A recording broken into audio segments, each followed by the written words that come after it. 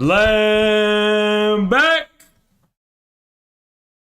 Lamb back.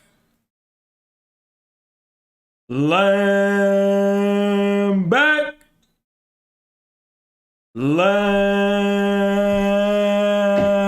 back.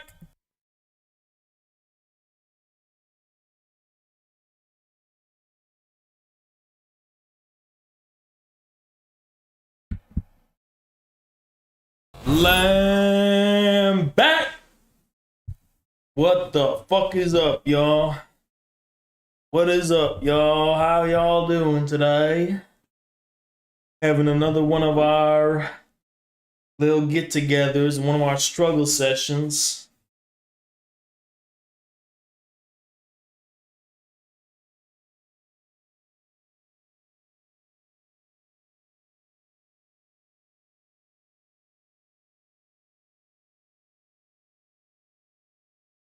Anyway, let me tell y'all something. I heard there's this new. So I'm gonna explore this with you guys. So we're not gonna get right into this space. I want to get some news shit, I guess I want to cover. But what is the Ministry of Truth? Because I don't know what the fuck that is. I keep hearing about it on Twitter. I keep hearing there's this new Ministry of Truth or some kind of shit. I think someone super chatted and I missed it. Oz, when are you streaming on Cozy? I don't know. I don't know. It's more like an embassy. I don't really plan on becoming a Cozy streamer. It's more like an embassy. It's a different crowd over there, you know? It's a different crowd. And, you know, I don't know. I got a different sense of humor. I just got a different style. I got a different thing going on. And also, you know, I'm an Arab dude, you know? So you got to understand, like, it's an embassy, but at the end of the day, I'm an Afro-Asiatic Mediterranean male, you understand? So I don't know if there's a cultural miscommunication that's possible. And I don't know, you know, I don't really know. But, yeah, I don't really, you know. Is what it is what it is. I'm a very specific type of person, you know. I'm a very specific type of dude. I got a very specific type of style. I got a specific type of sense of humor. I got a specific type of swagger, you know what I'm saying? Rolling out of bed, immediately streaming like how I'm streaming, bitch. You can't match my swag. Even at fucking 50 viewers, I'll be fucking better than name any leftist streamer, name any leftist content creator, name any one of these motherfuckers. It doesn't compare. Even my haters are on my dick, bitch. Even my haters are on my dick. Because I'm irresistible. You can't look away. You can't just desist and drop out and withdraw. People even came from Twitch back over here. You understand? Now we're isolated now. You know why this is such a nice, cozy time, guys? You want to know why this is such like a nice, cozy time? Because we are like, this is like our spaceship. That's so soy. That's literally so fucking Reddit. But this is like our spaceship. You understand? Like, we are isolated in the middle of space right now. And our YouTube isn't growing. And I'm going to tell you why our YouTube isn't growing right now. But it's just us. It's just the 300 Spartans. I'm cool with that. But we're in our spaceship right now. And we're just drifting in this new territory of YouTube. We're like explorers. And we're looking for a new community to raid. You know what I mean? That's really what's going on. We're on the lookout. We're like pirates. We're looking for a new community to raid and shit. Because a lot of the growth from earlier on was that was Destiny growth, honestly. That was because we were entering Destiny's orbit just a little bit. So his viewers would tune in, especially. That's why like my Hassan videos used to do the best. I think those were Destiny's people, honestly. I don't know. I think that was a boost though, you know. Being in Destiny's good graces is very good for your growth. Like whatever channel you are, it's very good for your growth. But now that that's over, we're kind of just adrift. And We're looking for a new community to raid and reach out to and absorb. You understand? So this is like it's just kind of nice, you know? It's just kind of nice. I like it. It's kind of nice. It's kind of nice because this is the calm before the storm. Now, I honestly don't know how we're going to take off. We definitely need like a bigger community to make inroads into, or debate or some kind of... Oh, I'm going to debate Sam Cedar, by the way. I'm going to do that. That might be a really good way. But I am going to do that. I'm going to debate Sam Cedar. Probably next month. I think I'm going to do it next month. I'm going to email him and I'm going to debate him. And I think I'm going to debate him about third parties. I think I'm going to have a third party debate about the viability of the Democrats and whether it's even viable, whatever. But that's a debate I'm actually going to prepare for. And I'm going to prepare a little bit for it. And I'm going to debate Sam Cedar. So that's going to happen. And there's a lot of other things I can do to really branch out and reach out and shit. But yeah, I mean, I think right now is such a cozy time in our history. This is such a cozy period because we don't have a ton of pressure on us, and we could literally do whatever the fuck we want. Like I'm not like, for example, on Twitch, I had to cover Russia every single fucking day. You know, to tell you the truth, guys. Based. I'm a growiper, but you cool. Honestly, I enjoy watching your live stream replays on Black Lennon's channel. Thank you for the 5, man. Appreciate you. Appreciate you so much. No, I'm not writing y'all off. I'm not writing y'all off. I'm just saying, it's just like about the unknown. It's one of those things, you know? It's just unknown. But I know a lot of y'all do like me. I know that. But you know, some people don't like me either, right? But anyway, what was I saying? What was I saying? The fuck was I saying? Oh yeah, I forgot. Still don't remember. Russia coverage. Yeah, Russia coverage. To be completely honest with y'all, there comes a certain point where the Russia coverage for me was not that exhilarating, so to speak. It just kind of it's been 2 months since I didn't know it was even gonna last this long. And my lack of knowledge about the details has really put me off from wanting to be a Russia streamer because, you know, the way I was thinking of it, I was like, okay, it's gonna be quick. And then now that it's way longer than was expected, I'm like, okay, I'm just gonna every day, it's not like when there's really breaking news, I'm gonna cover the news for you, don't get me wrong. But it's not something I'm gonna track every single day because it comes to a certain point where it's like nothing particularly new has happened. So today, I did hear that the Kherson region has gone to Russia, but we have created this broad cognitive mapping of what's going on, which is basically that's eastern and southern Ukraine is going to Russia. And that's where that they're probably going to annex those regions, and you know they're focused on that. And so far, that's been what's going on. Now, if something new happens that updates my paradigm, my like broad understanding of the situation, I'm going to cover it and I'm going to update you guys about what I think is really going on. But until then, there isn't really a lot that's happening in the conflict in Ukraine that has changed like the broad understanding that I've given you before, right? So I think it's just like kind of going as it has before. I just don't want to cover that every single day, you know?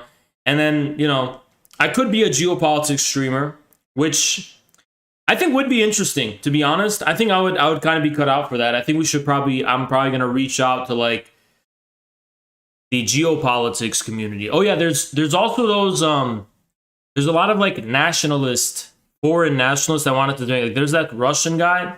The fuck was his name? TBH YouTube boss is the best Oz. Thank you so much, Non-Smoker. Appreciate you, man.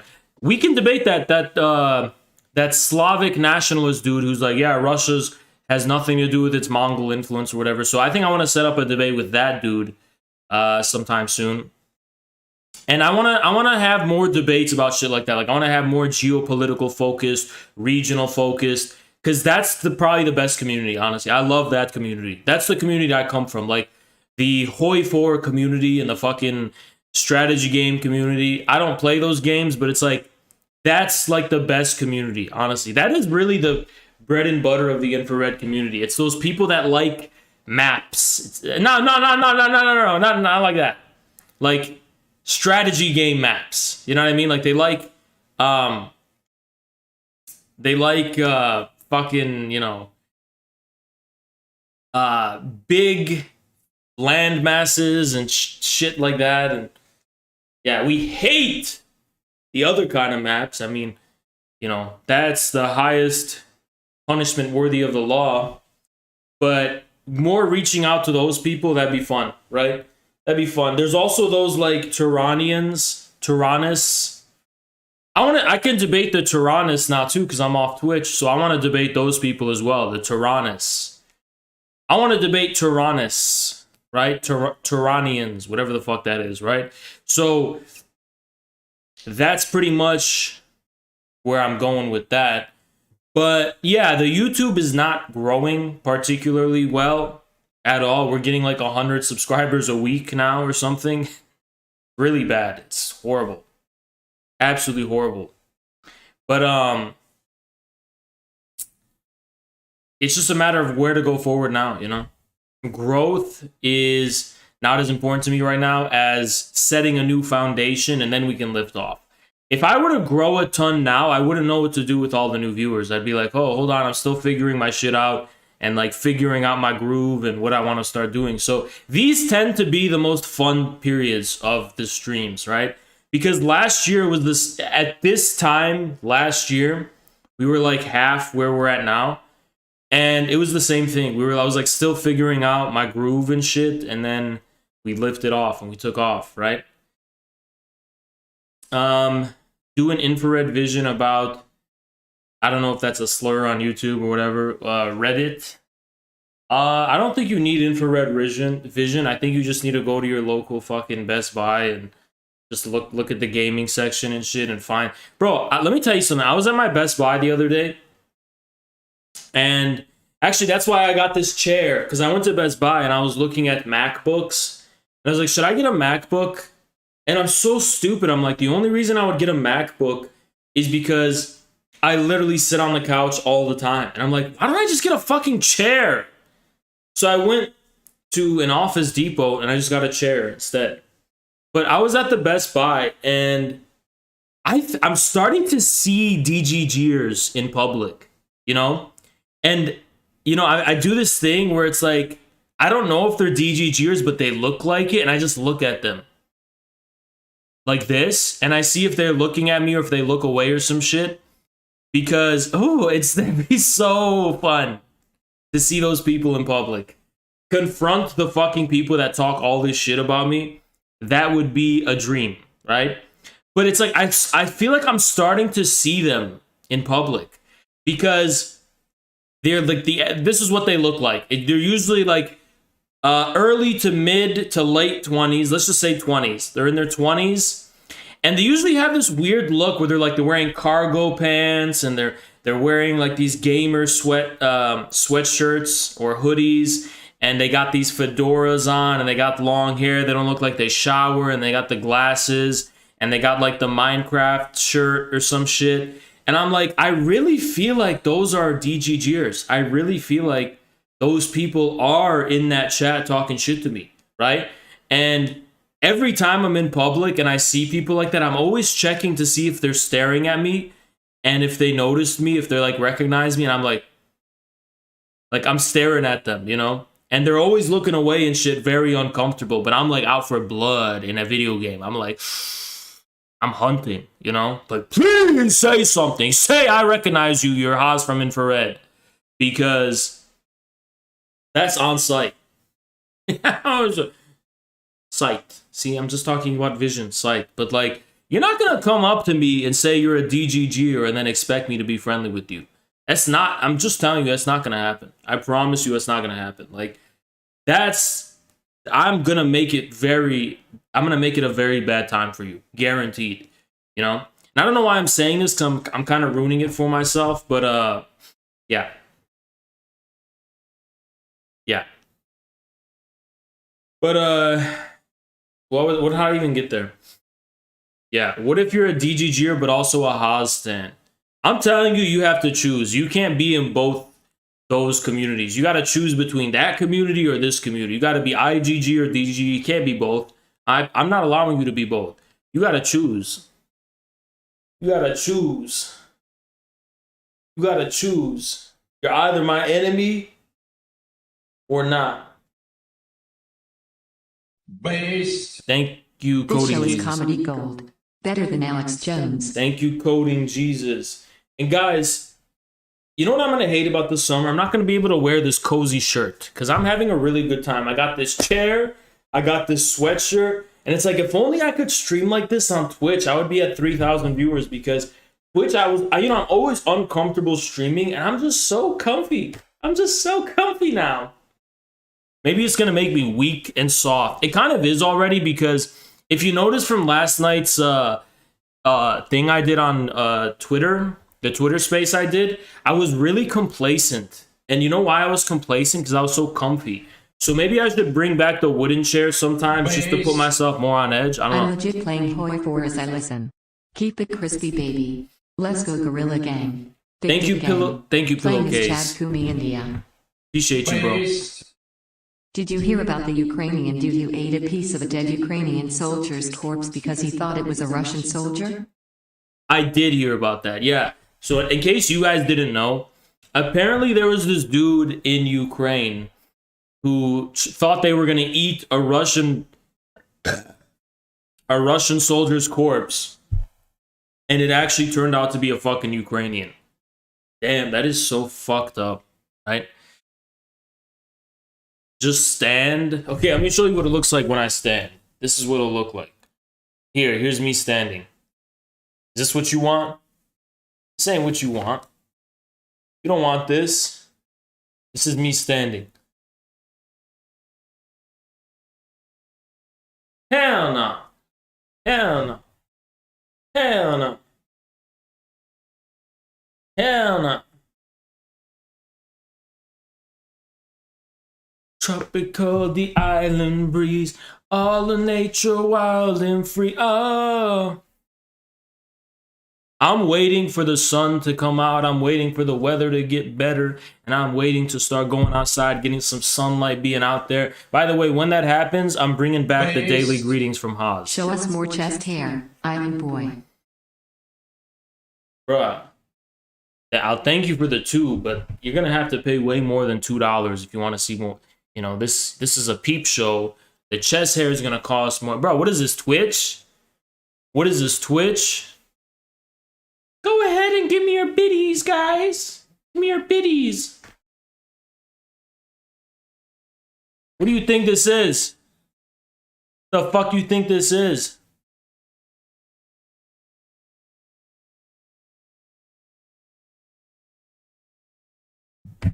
So guys, guess what?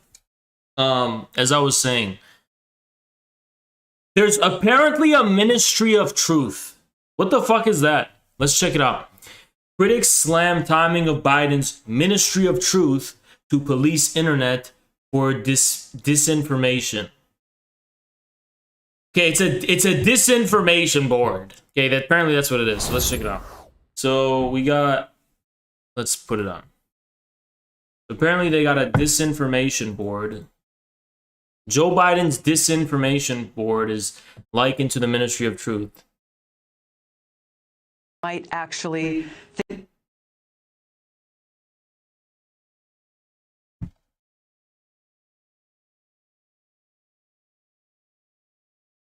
Bruh, can she speak? Administration.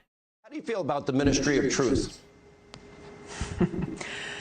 This is the kind of thing that you see in dictatorships, this Ministry of Truth, this Department of Propaganda that the Biden administration has just stood up. And the reason why you see this in dictatorships is because they're afraid of us. They're afraid of the people. They're afraid that we might.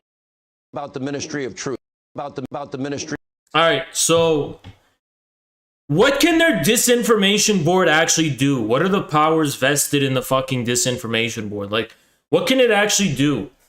So Homeland Security Secretary testified during a budget that a disinformation governance board it's gonna fight the spread of disinformation on the internet. How are you gonna do that without violating our First Amendment rights? I mean, what is it actually gonna fucking do, right? It would monitor misinformation on topics.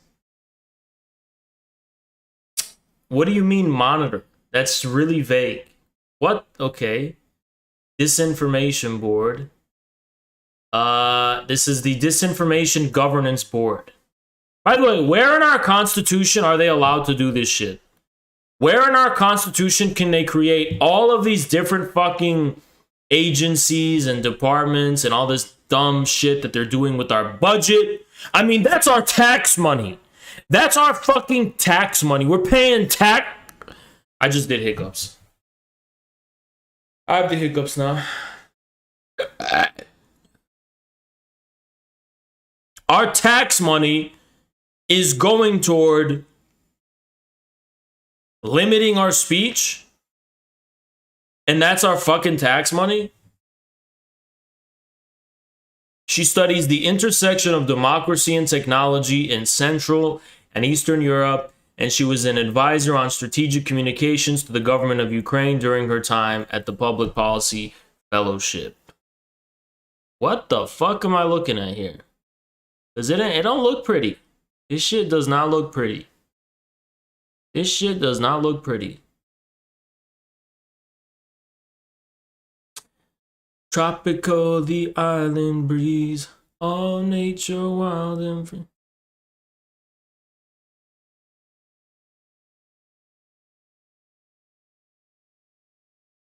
Sasuke, you know, like, you spam in my chat, you can just get in VC. You could just get in my fucking VC and speak like with your voice, but you're just typing with your fingers and spamming. And you're a pussy. You are a fucking pussy. Like, you are legitimately a pussy. If you're gonna actually spend time to type hatred toward me, then you're a pussy.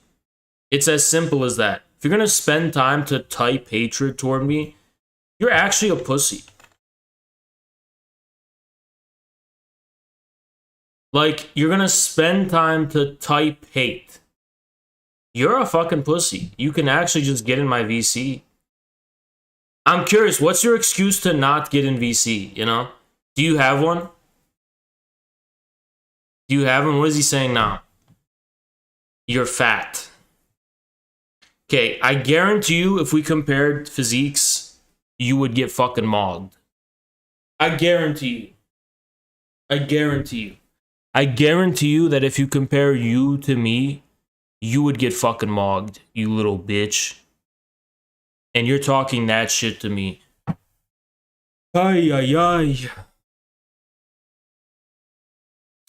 Tropical, the island breeze, all in nature wild and free.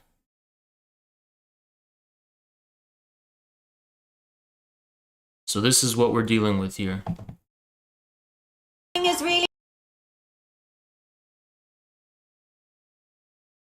quite ferocious. It's when a huckster takes some lies and makes them sound precocious by saying them in Congress or a mainstream outlet. So disinformation's origins are slightly less atrocious. It's how you hide a little lie. It's how you hide a little lie. It's how you hide a little lie. When Rudy Giuliani shared bad intel from Ukraine, or when TikTok influencers say COVID can cause pain, they're laundering disinfo and we really should take note and not support their lies with our wallet, voice or vote. Oh, information laundering is really quite ferocious. It's when a huckster takes some lies and makes them sound precocious by saying them in Congress or a mainstream outlet. So disinformation's origin seems likely less. Why do they all look like this? Why do they all look like this? This is what Katie Paul looks like. This is what Vagina Gad looks like. They all have these eyes. They all look the same. Why do they all have the same phenotype? And some, you know, this proves Lysenko was right. This proves Lysenko. 1000%. This proves Lysenko. That's atrocious. Woo. Laundering is really quite ferocious. It's when a huckster takes some lies and makes them sound precocious by saying them in Congress or a mainstream outlet. So disinformation's origins are slightly less atrocious. It's how you hide a little lie. It's how you hide a little lie. It's how you hide a little lie. When Rudy Giuliani shared bad intel from Ukraine, or when TikTok influencers say COVID can cause pain, they're laundering disinfo and we really should take note and not support their lies with our wallet, voice or vote. Oh, information laundering is really quite ferocious. It's when a huckster takes some lies and makes them sound precocious by saying them in Congress or a mainstream outlet. So disinformation's origin seems slightly less atrocious. Woo.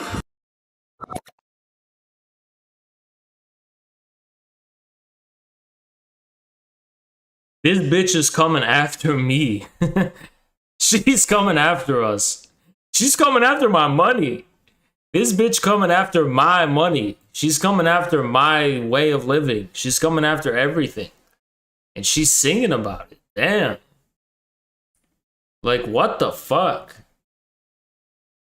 She's the author of How to Lose the Information War, Russia, and she's Polish. She's Polish. She's Polish. How to Be a Woman Online, Surviving Abuse and Harassment, and How to Fight Back was published this year. She's made frequent contributions to the media, pushing articles in the New York Times, Washington Post, The Atlantic, and elsewhere. She also appeared on TV and radio to discuss disinformation, as well as Russian and Eastern European issues. Before her work advising the Ukrainian government. Thank you so much, Voidburn, but why aren't the alerts working? Is there something? Oh, here it is. The goofy aristocrats from the Hunger Games vibes. Really unsettling stuff. Yeah. Thank you so much, Voidburn, by the way. But yeah. For real. She holds an MA in Russian, Eurasian, and European Studies from the East European Studies from Georgetown University. Honored to be serving in the Biden administration and helping shape our counter disinformation efforts. So I think what they're going to be doing is like hiring bots to, like, yeah, they're just going to hire bots that are going to like just harass me on Twitter. That's all this shit really amounts to. It's like literally hiring bots to harass me, Jackson, and Samira on Twitter. That's all they do. She will release a distract on you.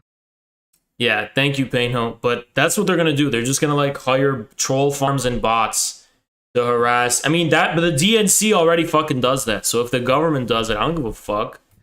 But I just wonder, like, to what else could they do? What beyond that is in the scope of their fucking powers, right? I have no idea. Anyway, I think that's all the news I wanted to cover today. And then we're going to get into our struggle session, because we actually have a struggle session to be getting into.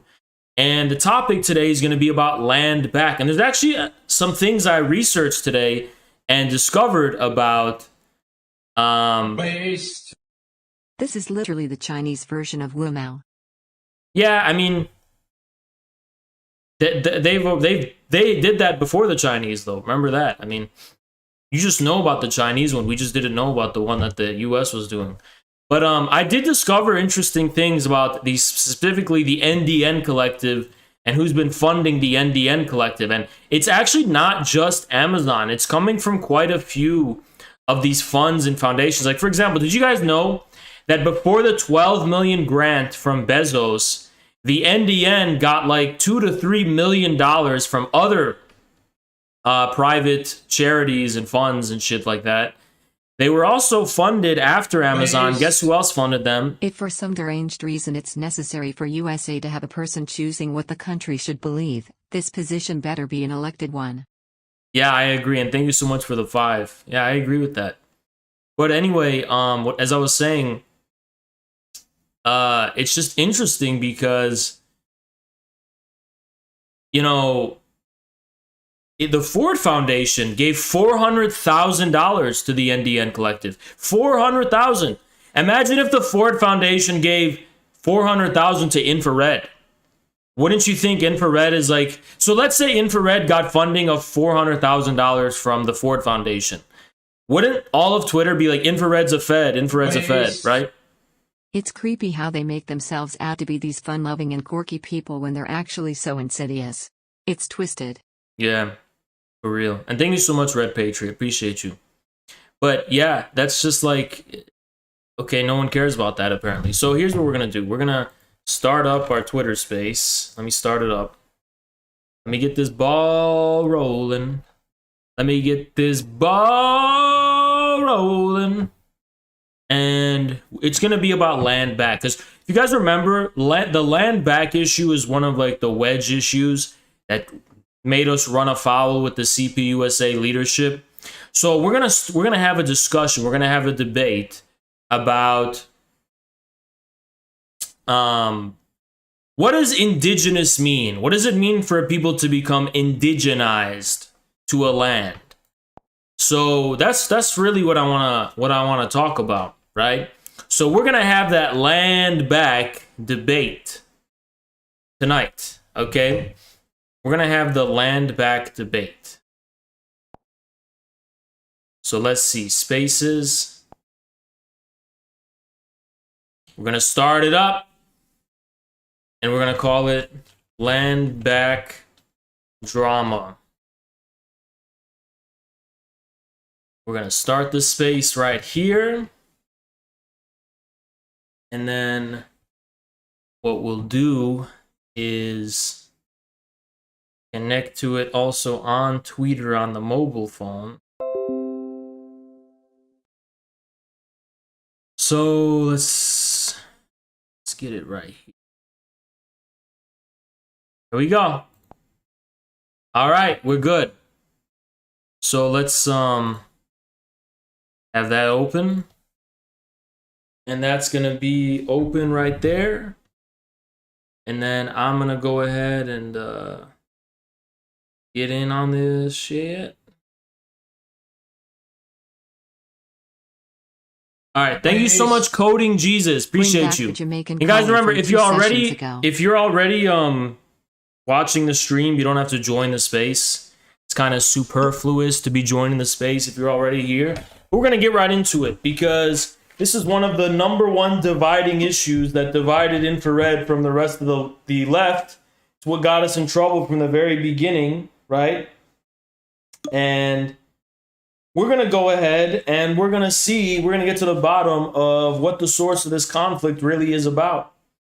We're going to get to the bottom of the conflict surrounding land back. We're going to sort this issue out.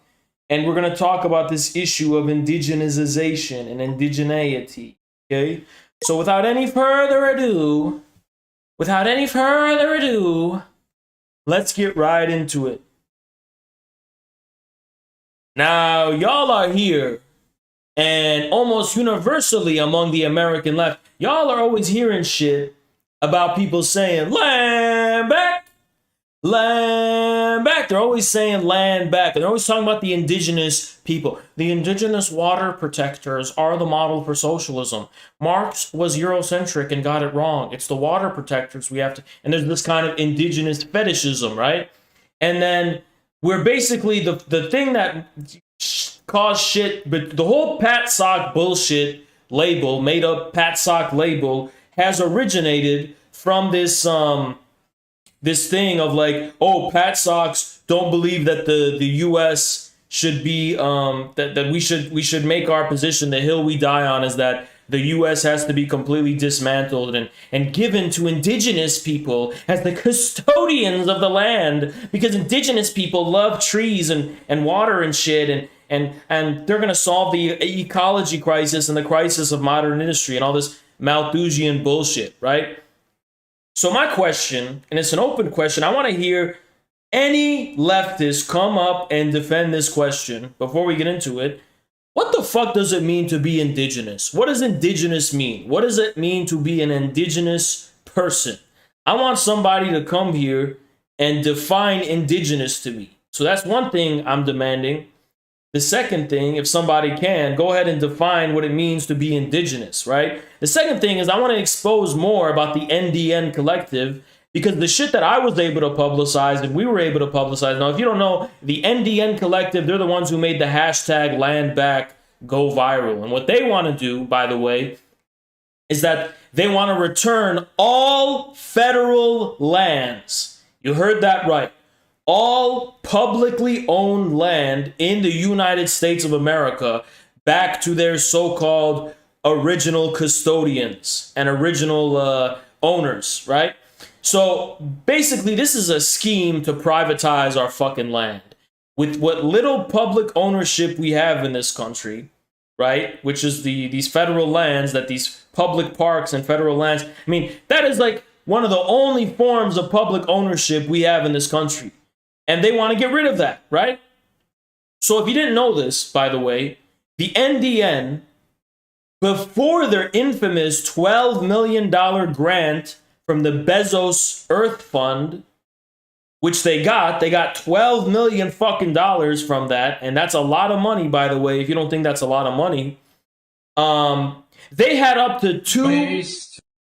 Thank you so much, Coding Jesus. They had up to $2 to $3 million in grants and funding from these so-called private charity organizations and all of these other, investment, these funds and whatever, these nonprofits and these NGOs. Why? Who has been pushing this land back agenda? Who's behind it? What's the reason for it? How do you explain it? So first of all, we're going to have Baba Love on, and we're going to let them defend land back. Go ahead and defend the land back. Explain why we should support it as communists.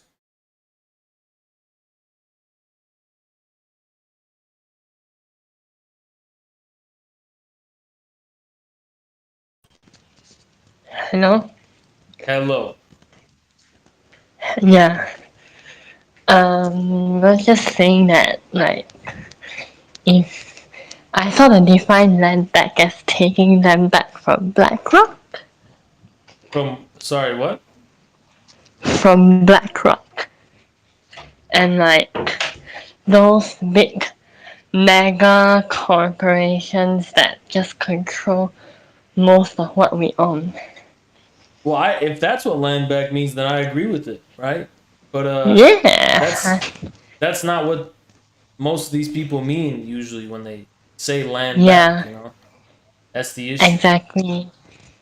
Yeah, they would just mean it's just in a very cringe way, taking land back to a certain people who don't really exist in this moment. Yeah, that's true. Yeah. It's true, and I appreciate your contribution. Thank you so much. So we're gonna have LMAO added as a speaker. Go ahead and explain this whole land back business to us. Go ahead. Oh shit, hey, can you guys hear me? Well, I can hear you. Yeah, I think what the previous speaker was saying, I mean, it's just kind of bullshit. It's a bullshit sentiment. It's the populations and the demographics that would, hypothetically be getting this land back really aren't here anymore. I think anyone with, some sense in them can understand that the Native American genocides were heinous crimes against humanity. But the fact of the matter is, it's 2022. This is very clearly a federal co-opted movement. It's why it's trending. That's why Twitter, this major platform for establishment level propaganda, spread it around so much. It's total bullshit. It's dividing leftists. It's creating kind of this imperative among communists I've seen just anecdotally, where it's if you don't support this land back, if you don't support indigenous folks, then you're a red fascist, or you're a red, you're a traitor, you're a revisionist. And I think it's just kind of this more post-COINTELPRO, destruction of leftism. It's more division, more just infighting. It's really dancing on the grave of kind of. I agree, and thank you for the contribution. So, Suthi, go ahead and defend the land back. Go ahead and defend the NDN Collective and defend the slogan land back. What does it mean to be indigenous? What are indigenous? What does that mean? What does it mean to be a settler, colonial, and what does it mean to be indigenous? Go ahead and explain that to us. Go ahead, unmute yourself.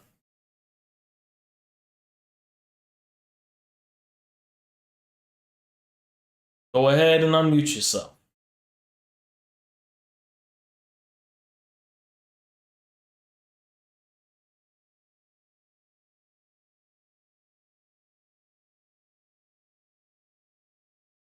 So this is okay. Your hand is up. Go ahead, unmute yourself. Hello. Yes, I was wondering, why is there such a great disagreement with you all on communist stance? I was in a previous thing with Just James, and I got their point of view, but I wanted your point of view because they referenced you. Well, this is what it boils down to. So we got this issue where they're saying America isn't a country, and everybody here is a settler, and the only people that are legitimate are the indigenous, and that the rest is just stolen land, and it's all got to be given back. So communists got to stop this thing where they try to go to the masses, because the masses are settlers, and we have to start adopting and we have to think of socialism as indigenous, a return to indigeneity and the indigenous practices of, communalism or whatever, right? So I reject that, because what I'm trying to say here is that these motherfuckers don't even seem like they can define how a people become indigenous. How do you become indigenous? How does that happen? What does it mean to be indigenous? What does that even mean? What's the deal? Why is it that the American people aren't indigenous in any kind of way? Why are they all settler colonial? And furthermore, why do they have such an American exceptionalist stance about how that whole thing works? Because I can acknowledge that there's a unique genocide that was committed against the indigenous people of the Americas. I can acknowledge that. And I can acknowledge it was also unique in the history of humanity. I do acknowledge that. That's modernity, right? But alongside that, you did have an organic process of indigenization of settlers who came from Europe, who settled here in ways that are also not dissimilar to the more organic forms of settlement that have happened in history, that are not necessarily always genocidal or always about, just this kind of white supremacy, whatever the fuck they're talking about. It's also a way in which people move to a land and become accustomed to the land and become part of the land and become indigenized in their own kind of way. And that's something that happens in various times in history. So my question is, why are they saying that that's all America is? Is that it's just a history of theft and genocide? And because I disagree that that's all it is. I disagree that's the only thing that there is to it. I disagree there's no reality or existence to America just besides that. And just for saying this type of shit, I was accused of being a white supremacist, an American chauvinist, and all this kind of shit. What this shit is really about is, I think there's a problem of Zionism where they're trying to trivialize Israel's settler colonial crimes in the West Bank by saying, oh, we're living and breathing that here in America. So Israel's no different than America. They're just doing what we already do in America. And I reject that. I reject that. I think that's a Zionist trivialization. So there you go. That's the answer. That was my only question. Thank you so much. All right. We're going to add Dreamins as the speaker. Go ahead. Hello? Yeah, we can hear you. Cool. Yeah, I just had a question about what you were talking about of in regards to the process of indigenization of the European settlers in America. I want you to expand on that, if you could. What, expand on what exactly? Because I don't know how can you call that a process of indigenization in this land if what they basically did was settle in a place and kill the population there. I don't know if you call that a process of indigenization, and if Yeah, so, but is that a good thing? the history of settlement in the Americas is not only that. It wasn't only defined by killing people and spreading disease and all. Those were things that happened, sure. But that's not what major defined it. That only from a hyper moralistic perspective are you going to say that's all that can define it because the guilt weighs so heavy we haven't atoned for the sin. Okay, but materially speaking, that's not what defined it. Settlements in this country followed a process of people coming to this land and making a living off of the land in their own kind of way, setting up these communitarian whatever societies, these communities, where they more or less developed a unique and special relationship to the land, which would come to define generations and generations of people and culture and all that kind of stuff. None of that is reducible to the genocide and crimes that were committed against indigenous people. Now, those are part of the history, but it's not reducible to that. It's not reducible to that in the same way that Israel's occupation of Palestine, well, yeah, that is reducible to the displacement and the continual expulsion and displacement and theft of Palestinian land, because that's a top-down project. Israel's a top-down national project that they're implementing, and every facet of that project comes from a central plan that is completely artificial. Well, that's not how the history of America was defined. The process of Europeans coming to the Americas, that was a decentralized process of people just seeking opportunity and coming here, not dissimilar to the way in which Anatolia was settled or India was settled or other places in Europe was even settled. You know, that's just follows a pretty clear pattern in history. You can't reduce that to some kind of settler colonial project. But wouldn't you say that that settler colonialist European migrants here killing the people, the native people here, doing that puts a stain on the whole thing? Wouldn't you say that? What do you mean a stain? History is riven of nothing but stains. History is a whole bloody massacre. History is a history of theft, rape, genocide, death, horror, disease. I mean, infant mortality, whatever you want. That's history. That's what history is defined as. Okay, now, you know, when you attach so much significance to the bad and to the stain in history, it's like it's a form of American exceptionalism. I mean, history is it's a bloody history that we're facing of humanity since the rise of civilization. Now, I can agree that there's a unique horror to the history of European colonialism and modernity as a whole. I can agree with that. I don't think that's particularly controversial or somehow, you know, that's something that's beyond the realm of belief. I agree with that. But with that being said, I don't think you can reduce the whole history to those excesses. And I do agree we have to analyze and understand those excesses. But I don't agree. So let me give you another example.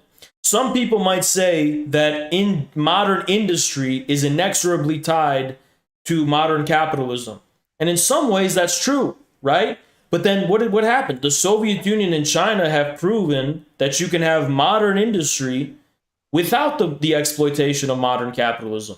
So in the same way, you can have a history of the United States and of this people and the country without reproducing the evils that had corresponded to it in the form of, you know, white supremacy and genocide and, you know, that kind of fanaticism that led to, you know, killing all heathens or whatever. You know, you can, I'm not saying you can just take the good out of the bad, but you can inherit that history without having to inherit the evil. You can inherit that history and overcome the evil. That's part of it. And confront the evil that's part of it. So that's what I'm trying to say. You don't necessarily have to reduce the whole thing to the bad parts. Now, the bad parts are a huge part of it, but that's something to be confronted in the present, in the form of modern capitalist evil, rather than having this, you know, guilt session bullshit where we all sit around and just, you know, lament about how fucking guilty we are. That gets us nowhere.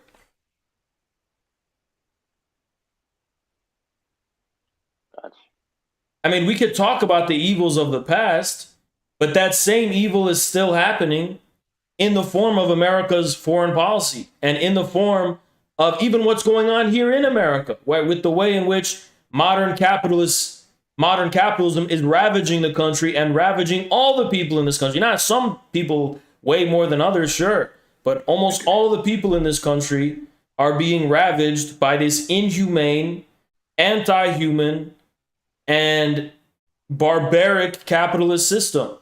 So instead of trying to say that this whole country and people is rotten to the core and there's absolutely no way for it to be salvaged in any kind of way or redeemed, you can actually focus on the evil that is part of our history by focusing on the class struggle. Now, if you want to understand the Marxist-Leninist approach to history from the example of the Soviet Union, what they used to say, almost ad verbatim, literally, this is what they would say and theorize. They would say, we should not concede history to our enemies. We are waging the class struggle in the present, but we can recognize in our own traditions and our own history a line of class struggle. So there's an aspect, for example, in Russian history where there was these progressive elements, that there was a class struggle being waged, 100 or 200 years ago, the struggle of Ivan the Terrible against the boyars and the nobles and all that kind of stuff. Like, they were able to create this connection between the living class struggle of the present and the class struggles of the past. I don't see why Americans shouldn't do the same thing. Instead of writing off our entire history as completely irredeemable, we should fight for our history. We should fight for the class struggle that is woven through the fabric of time itself.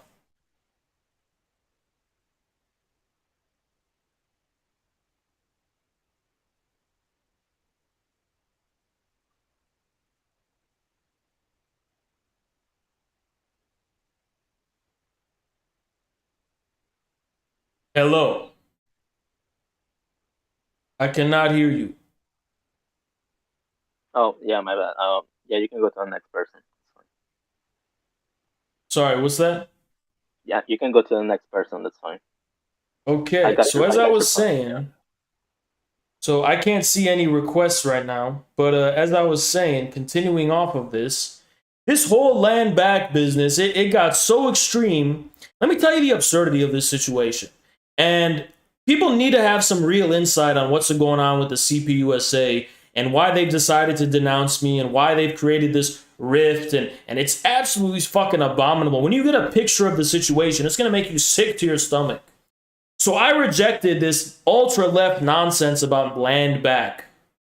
And the CPUSA leadership of the National Committee, when they saw that, oh, actually the NDN collective and the land back stuff, it actually does have some mainstream support from Amazon and from these corporations, they said, you know what? Actually, land back is part of the progressive tide of this country, and anyone opposing land back is clearly a reactionary.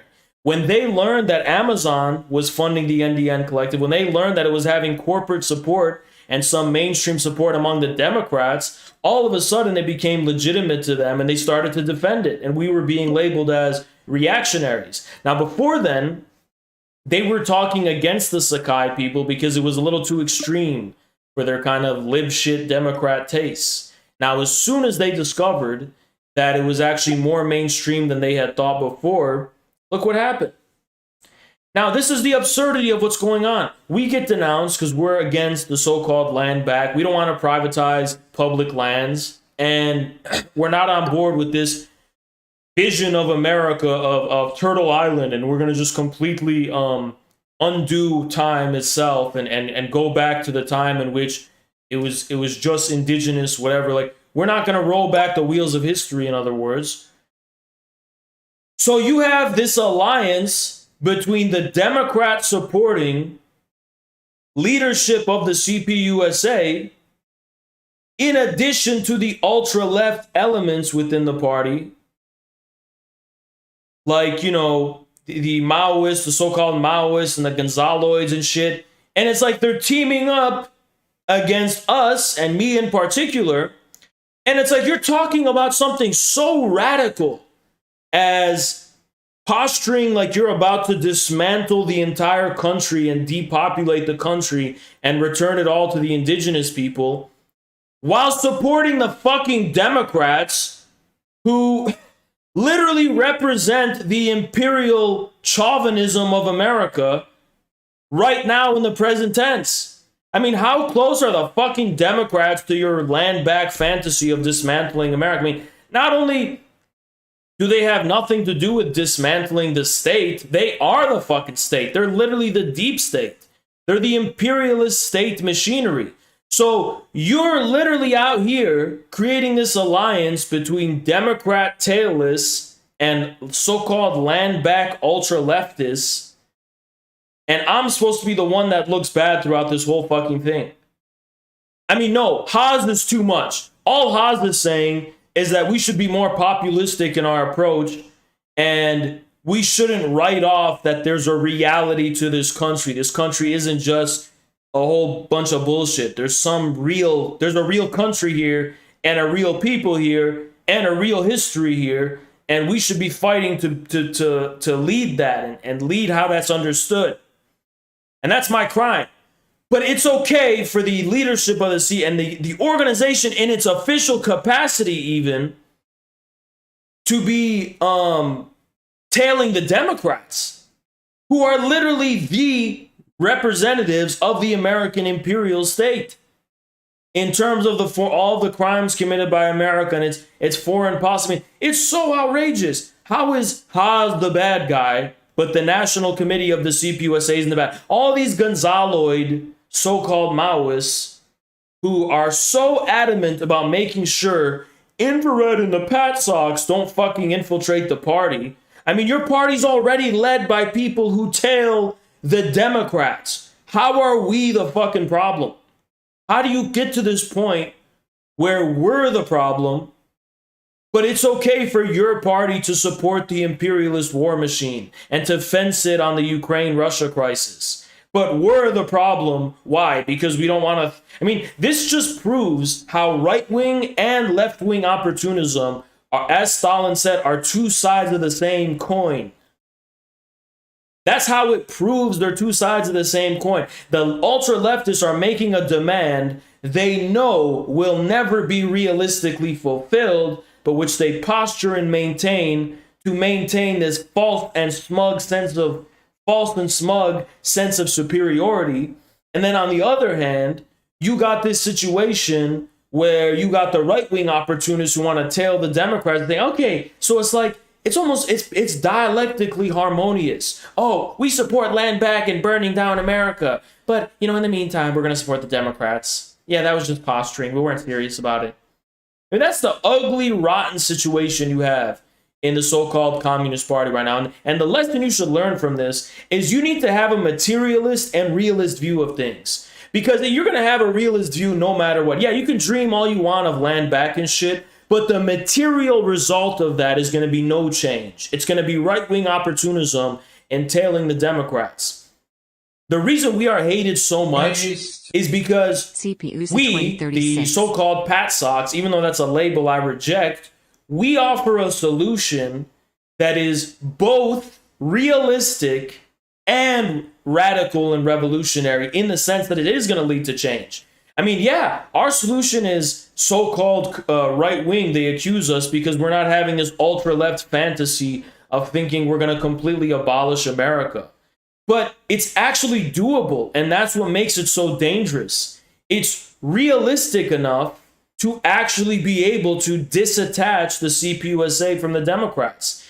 It's not an ultra-leftist fantasy, but it's also not, this acceptance of the Democrats. So it's like we're accused of being ultra-right-wing and right-wing deviationists just because we're offering something we're offering tangible change for the party, a tangible progressive, in the real sense of the word, change for the party in the direction of the real class struggle, and they have so this is the sick arrangement you got going on in the CPUSA. You got these motherfucking, Democrat dinosaurs in charge, and then you got these kids on the ground with the craziest ultra-left posturing and stance. I mean, that dude Keaton, he wears a cowboy hat, and he went to a fucking meeting in New York, and they all said they got traumatized by his cowboy hat. You got traumatized by his cowboy hat, but you didn't get traumatized when Joe Sims and Rosanna and all them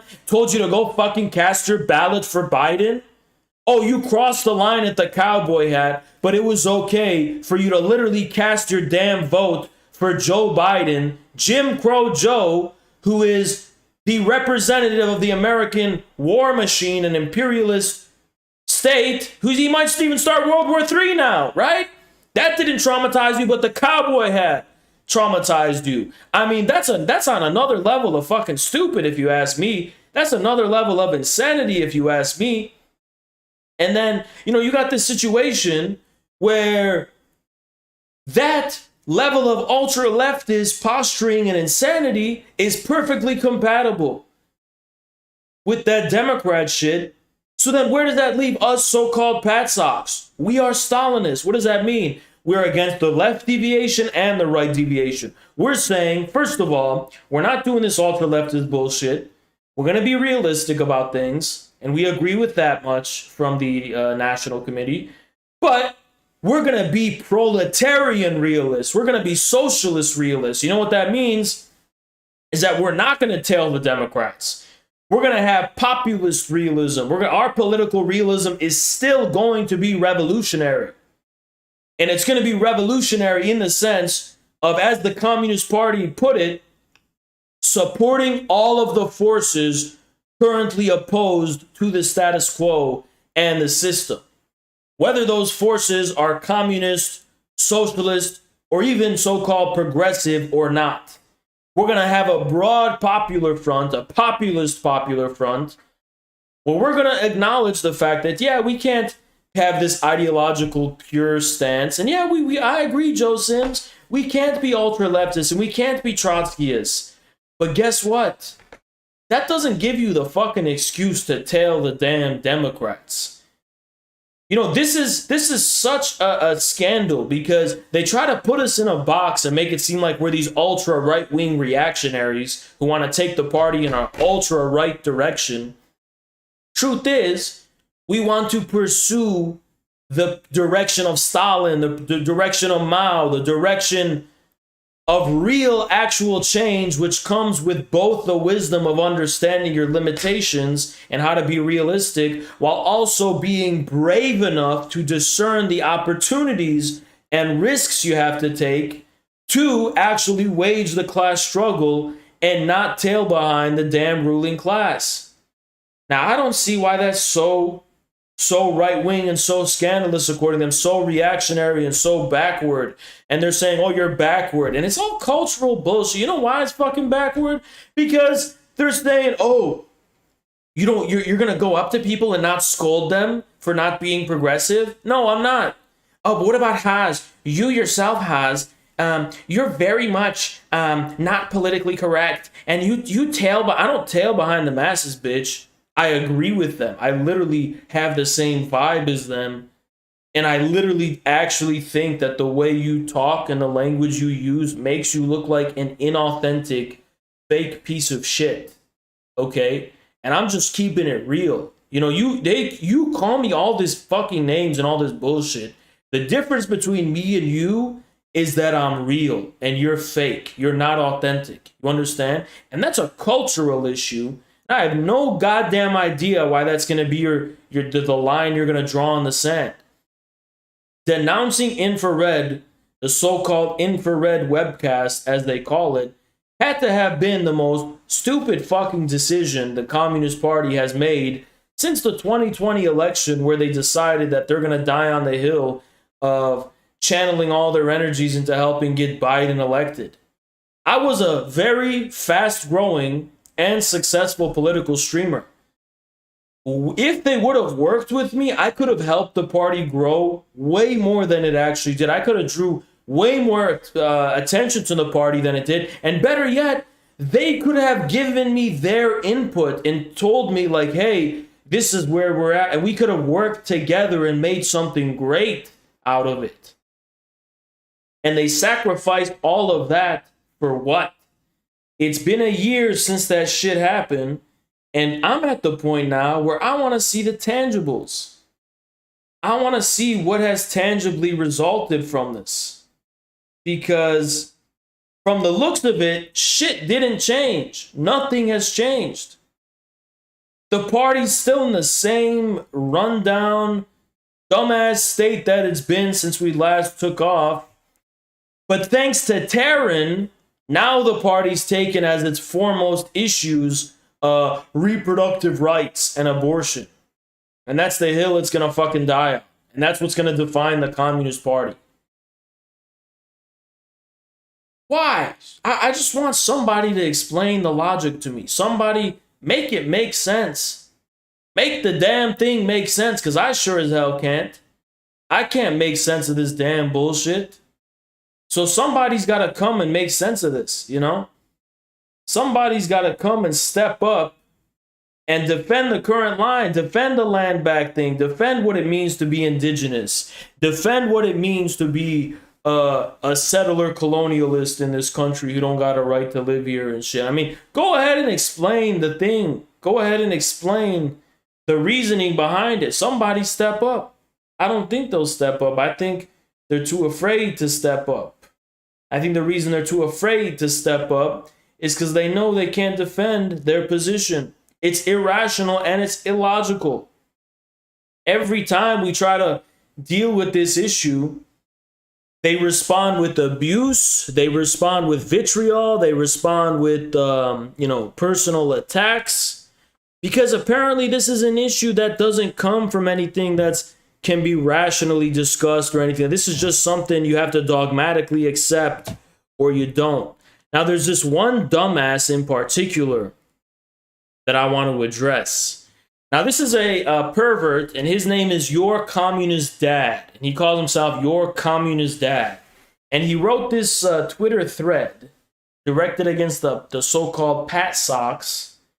And it got nearly 1,000 likes. Now, every time somebody makes a tweet talking shit about so-called Pat Socks, they go so viral to the point where it's like, is this shit being astroturfed or what? Every time they make a tweet, it goes viral. I mean, who even knows what a damn so-called Pat Sock is, right?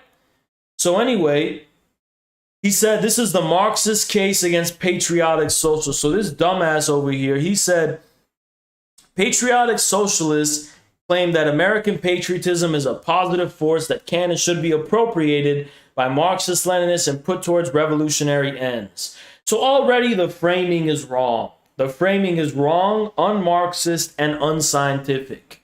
The question is not whether patriotism is good or bad. I mean, when you frame it in moral terms, that implies we have a choice. That's like saying, is oxygen good or bad? Well, I don't know if it's good or bad, but it's definitely necessary precondition of being able to breathe. It's not that it's good or bad. That assumes we have control over the damn thing.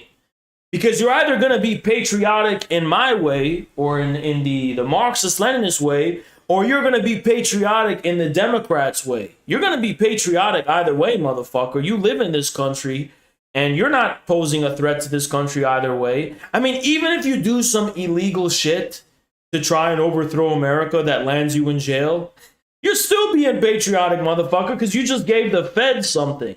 You just gave the prison industrial complex a free soul for nothing, right? So you're being patriotic either way in this damn country if you live in it. So the question is proletarian patriotism or bourgeois patriotism. Now, we're not saying it's a positive force that should be appropriated by Marxist-Leninists. We're saying, what is Marxism-Leninism about? When we're talking about the proletarian class struggle, when we're talking about socialism and communism and the people, what form does that take? Well, the Communist Party tells us those are things that are national in form. So the point of communism is about your country. It's about something going on in your country. That's the form it takes. That's the form the class struggle takes. So the object of scientific socialism already has its fertile soil in a country. All patriotism actually refers to is the way in which we as a people acknowledge, not just celebrate and suck off and whatever and have pride in, but even just acknowledge our country. Recognize and acknowledge our country and not take it for granted. And that's what people are doing when they're being patriotic. Before people are celebrating their country, before people are even expressing love or pride in their country when they're being patriotic, they are acknowledging and not taking it for granted. You don't have to love this country. You don't have to even like this country. But when you decide that you're not going to take it for granted anymore, you're going to be patriotic. You're going to somehow take responsibility for it and rep it in some kind of way and say, this is my country. Whether I like it or whether I hate it, whether I love it or whether I want nothing to do with it, as long as I'm living here, as long as I'm operating here, as long as the people that I'm addressing form here, this country, this is my country.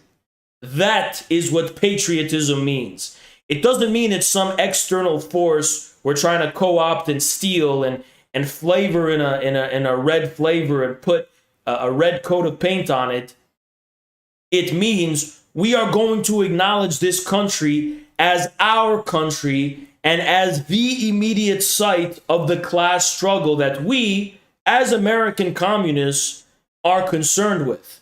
That has nothing to do with, that has nothing to do with being uncritical toward your country or somehow, whatever you're trying to fucking say. It's about not taking it for granted and recognizing that the class struggle is national in form. And yes, that does manifest itself in socialist patriotism when it comes to how that looks like as a mass movement. It's just that you're not able to understand what's going on. You just think that in mass movements, when people wave the American flag, they're trying to say that, oh, our country is the best thing in the world. That's not really what they're really saying. What they're really saying is that this is our country. This is who we are as a people. This is our history. This is where we live. And this is who we are as a people. That's what it fucking means. So get your shit straight. Then he goes, the argument rests on false premises. And they say, we don't understand the nature and history of imperialism or settler colonialism, and that we don't grasp dialectical materialism. So let's hear what this dumbass is going to say to justify that. He's going to say, he's going to try and describe dialectical materialism in his simplistic, dumbass way. Then he's going to quote Mao's on contradiction. Now he gets to the part about how we fail. So they say, rather than applying Marx's method in studying history, internal and external contradictions of the United States, they expropriate and blindly apply conclusions made by theorists studying wildly different conditions. Okay, how have we done that? Any serious study of the history of the United States must reckon with the unique feature of settler colonialism, a phenomenon utterly inextricable from the American identity. Settler colonialism is at its core project a class collaboration on racial lines. Okay, what is so unique and exceptional about this compared to, say, Russia? And that, because that's what you're talking about, the difference from Russia. Well, Russia had its own settler colonialism. Russia had its own expansionism. Russia had its own thing going on. Before we get to that, let's bring on Imam Darkus Aurelius. Go ahead and state your business. Hey, I just want to say, I'm going to space, but can you fix your mic? It keeps cutting out like every 5 minutes. That's all I gotta say. What do you mean it's cutting out every 5 minutes? So you're talking mid-sentence, and it just cuts out, and then you just pop back talking again. It just cuts out. All right, yeah, I can see what I can do. I'll see what I can do. All right, keep up the space. All right, yeah, apparently the space not working. Is that true, guys? Oh, it's not cutting out? Okay. Well, they're listening to it from Twitter, right? We got about like 500 listeners in total, and a fifth of them are on Twitter, right? Let's add this person. What you got to say?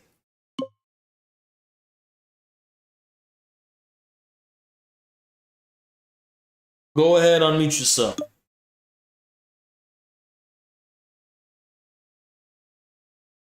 Go ahead and unmute yourself.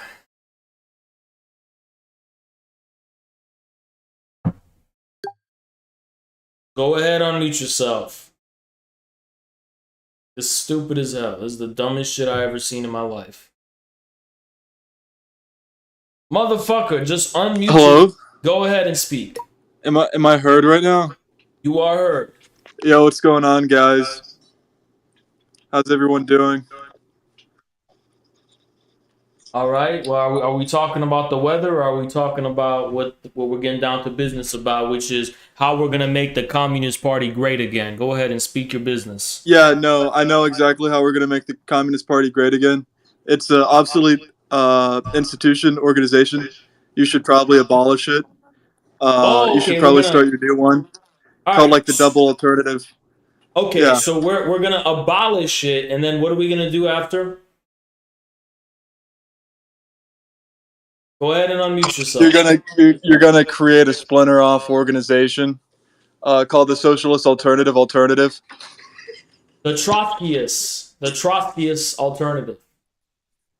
Yeah, but so let me ask you a question. Why are American leftoids and Trotskyists, why are y'all obsessed with abolish? Why do you love that word? Abolish. Why do you say American? Why do you say American abolish leftoid? Aren't you American? I am, but I'm a self-critical American, and I recognize the deficiencies and problems with the leftists in my country. And one of the big things y'all do is you say, we want to abolish this, abolish that. Motherfucker.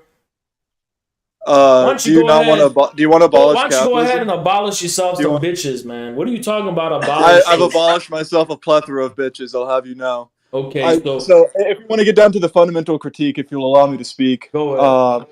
I think your like analysis is correct concerning like the ultra left problem we have in America. Like I disagree with a lot of the land back stuff in part because there's no like one meaning behind that sentiment. But I think that like I think like patriotism is fine, but you've also kind of been on this like weird Slavic nationalist wave in justifying what's going on in Russia and Ukraine. So I think both sides are kind of cringe. How the hell is that Slavic nationalism? What the hell has that got to do with Slavic nationalism? The Ukrainians are also Slavs, if you didn't know. So what's that got to do with Slavic nationalism? I don't know, like the pan-Eurasian nationalism you've been like propagating. All right, I know this is such a funny topic, but I wanted you to. I mean, it is funny the way that you like keep your beat around the laughter. butt. Yeah, keep the laughter in. I'm not sure why you're associating Slavs with Eurasianism when most Eurasians are not Slavic. I don't think you actually understand that term because Ukrainians are considered Eurasian according to like Dugan and that sort of thing. Eurasians are associated with the peoples who belong to the gray area between Asia and Europe that's not neatly defined. And most of those people are going to be people like Slavs, like Russian Slavs, but also Turks and others who are not either, purely European or purely Asian. So broadly, that's usually what people refer to when they're talking about Eurasians. And the Eurasian sphere as a big space also does include Central Asia. And yeah, it may include Eastern Europe as well, but it is by no means... and also the Caucasus, right? But how is that mainly about Slavs? Poles are Slavs. They're some of the most rapidly anti-Eurasian people in Europe, and they're Slavs. Okay, maybe I misspoke. You've got something weird going on. Hold on. I haven't articulated it right. Okay, your bitch ass misspoke, but then you laughed at me. You misspoke, and then you laughed at me like I'm the fucking dumbass. So who's laughing now? Maybe you should hold in your laughter. Are you mad? Would you say that you're mad, Haas? Yeah, maybe you should. I'm sensing a lot of anger. Maybe your bitch ass should hold in your laughter a little bit and sit but your ass you're down. you're not answering my question. Are you? Learn from your betters. Yeah. You are a stupid fuck. Is plainly what you are, and you've somehow overestimated your intelligence. Your mother and father have never yelled at you or traumatized you into being ashamed of looking like a dumb fuck. So you just come on here Yeah. with your mouth drooling and your mouth open, you're drooling, and you go, Yeah. you're Listen, Haas, you're on the wrong side of history, my friend. If you think that the majority of Ukrainians like being invaded by Russia, you're on some weird level of contrarianism that I can't even begin to broach. Yeah, also, can we, for the record, Haas, I haven't heard you speak on this in a while, but how many holes do women have? We just want to know. You're kind of coping right now. I'm not gonna lie. Yeah. Please. I'm coping, but I guarantee you're the most ugly fucking loser nerds. You're the fucking band kids in your school. You're the literal weird Yu-Gi-Oh people. You can say whatever you want. You're the weird fucking Yu-Gi-Oh people in your fucking school. And then, listen, I've never seen a normal person give a fuck about that meme. I've never seen a normal person give a fuck about it. Not once. Well, as if you surround yourself with normal people. All the normal Haas associates. All the normal infrared listeners. Wow, that is funny, bro. That is funny. But you're normal, right? Okay, so go ahead. Tell me what your fixation More on... normal than you. Yeah. Tell me why you got this fixation on women's anatomy. Go ahead. Well, we've got a fixation on you, like, calling other people incels and freaks and weirdos, yet you don't understand, like, basic woman anatomy. Okay, even if that was true, like, even if I didn't, I'll grant you the hypothetical. Hold on. Even if I didn't understand basic anatomy, what does that have to do with being a fucking freak and a weirdo and an incel? Like, I'm pretty sure. It suggests that, like, you don't have a lot of, like, sexual skill or like prowess or knowledge. Prowess, yeah. You're not very powerful. All right, first of all, I'm gonna break down to you how you're a dumb fuck in two ways. So first of all, even if I wasn't, even if my sexual life didn't live up to your ideal standard of what it would be, why should anyone give a fuck about that? Second of all, that's not true. And your macho image. No, wait, that's not It's fucking just true. ironic. Hold on, shut the fuck up, bitch. That's not even fucking true. Like, do you actually think? Yeah, I'm gonna go ahead and mute you for a sec. Do you actually fucking think that there's something to do between that and having this intimate knowledge of details of women's anatomy that aren't even involved in that? As soon as you got into the ad homs, we went down to your level. I regret it. No. Because what we want to do here is prove. What we want to do here is prove who the dumb fuck you're is. justifying the Don't retreat. Listen, motherfucker. The difference between you and me is I got nothing to be ashamed of. So that's what we're talking about here. Don't go and run away and go and say, oh, well, I just said that because it was an ad hom. No, motherfucker, you thought you were making an intelligent point there. So go ahead. Yeah, and relative to you calling us creeps, it is a relevant point. You are weirdos. But you are weird loser fringe Yu-Gi-Oh players. And the lunch table, you got the blue Yu-Gi-Oh. You wear a tail to school. Yeah, Did you wear a tail? Okay, did you wear a tail? Did you wear a tail in high school? Yes or no? Did you wear a tail in high school? Yes or no? No, we're like perfectly normal people. No, you're not perfectly normal. You're I'm sorry, you're not perfectly normal people. Let's get over that illusion that you talk about the fucking socialist alternative. You're not a fucking normal person, motherfucker. No, it was a joke because I said socialist alternative. Yeah, the double. I wouldn't listen, Haas. I would never. And you thought it was funny that there was two A's. Any party ever. You said the double alternative, and you thought that's your band kid humor. You actually think that's funny. You're saying you're perfectly normal. You're saying you're perfectly normal. I think it was a funny joke, yes. You actually find that funny. Because in that moment, I blame your mother. Your mother never made you ashamed of looking like a dumb fuck on the internet. I blame your mother for never teaching you basic female anatomy. Yeah, I mean, that's disgusting. You're talking about something that's actually disgusting there. Like, why, you own, now you're into incest now? Is that what you're saying? It's like, you're just giving yourself away. Tangentially related to the point.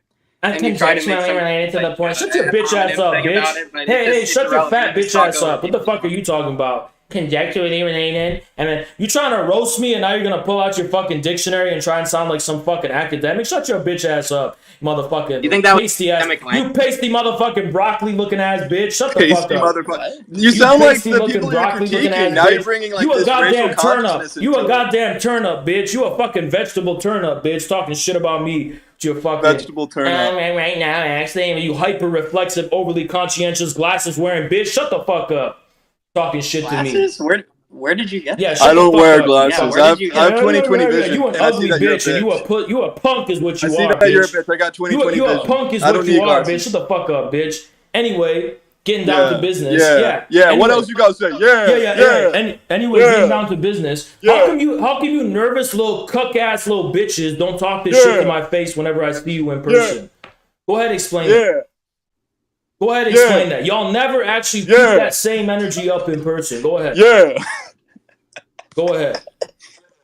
Okay, let's calm it down a little bit. Let's calm it down a little bit. So you came on here to say that you got a problem with my Slavic nationalism, right?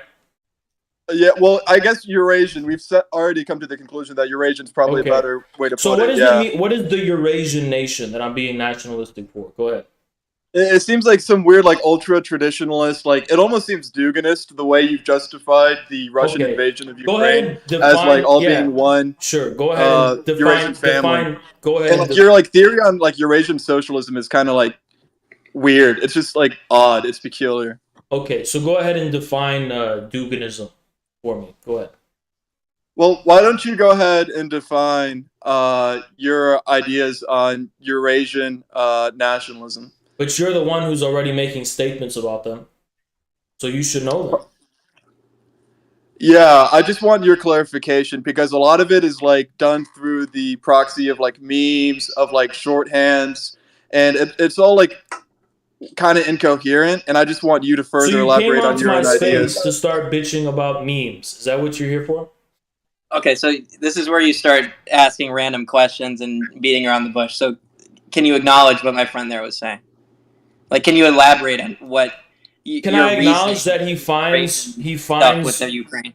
he finds my stance on Russia's intervention in Ukraine odd?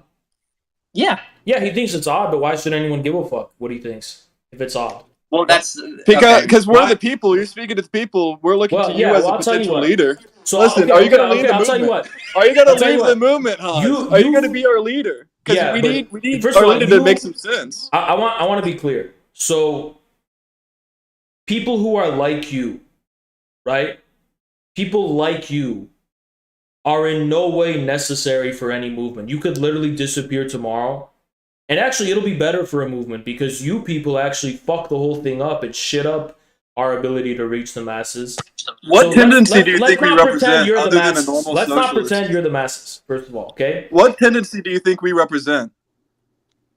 What you represent the urbanoids who are the number one obstacle. Is that like anti-Semitic?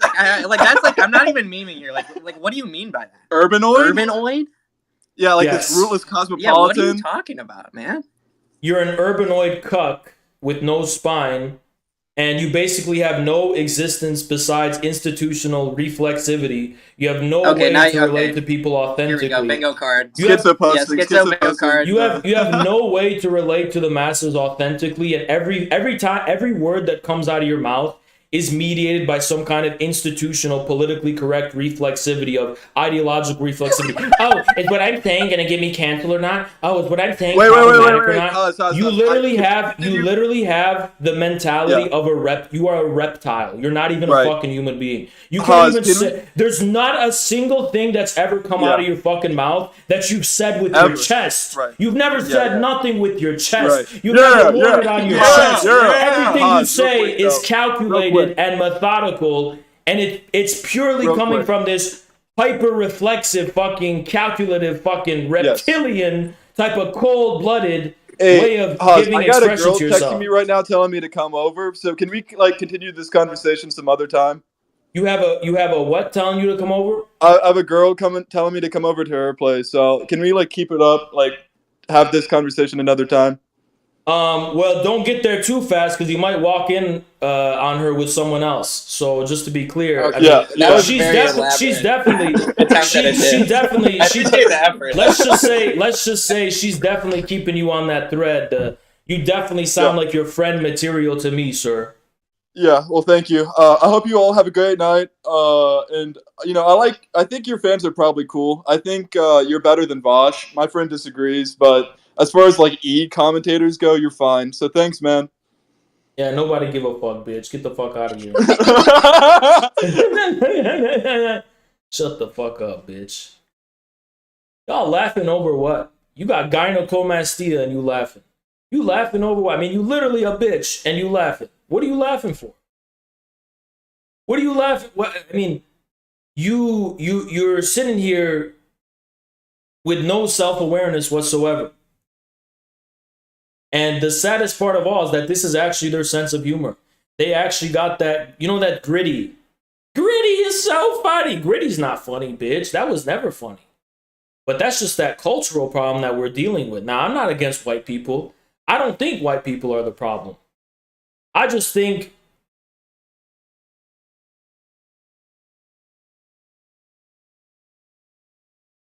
there's a problem. You understand? I just think there's a problem.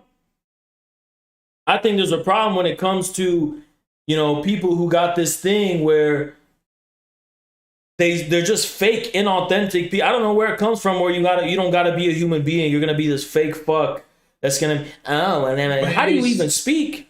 That's the type of shit I just think about. That's just shit that I hear in my head. When I actually come out and say something, of course I gotta wear it with my chest, bitch. I'll feel ashamed if I don't. Sound like that little Chapo trap house little bitch type of fucking energy. Man, I'm gonna do this witty, wearily humor. Shut the fuck up, bitch. The fuck is that? Right? But notice how I try to pin them down on anything of substance. Literally anything of substance. They go, you kind of have this weird Slavic nationalism thing. And then I ask them, why is this Slavic nationalism? And they go, and then I corrected them. And then it was, so wait a second, you were laughing at me because apparently I'm the dumb fuck and you just got caught being a stupid bitch. So what you laughing for? And at the end of the day, I'll tell you what they're laughing about. They're getting their sense of humor from the fact that I'm a fucking human being and they're a bunch of fake fucks. And they think it's somehow absurd that a person could wear what they are on their sleeve and just speak with their chest. They find that funny. Because that's so unfathomable for them, for somebody to keep it real. You understand? That's what it is. It's so unfathomable that somebody could keep it real and be this fake irony poison little cuck talking all that bullshit. Now, anyway, we're gonna continue. And then they got that. Can you tell us more about? Why entertain trolls? Can you tell us more about vaginas, Haas? I mean, what the fuck are you talking about? How is that the hill you die on?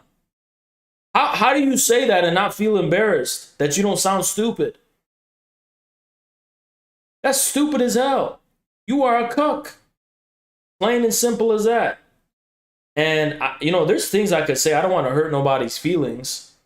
But it's just kind of strange, the double standard. Kind of strange, you know, what they're so obsessed with that shit.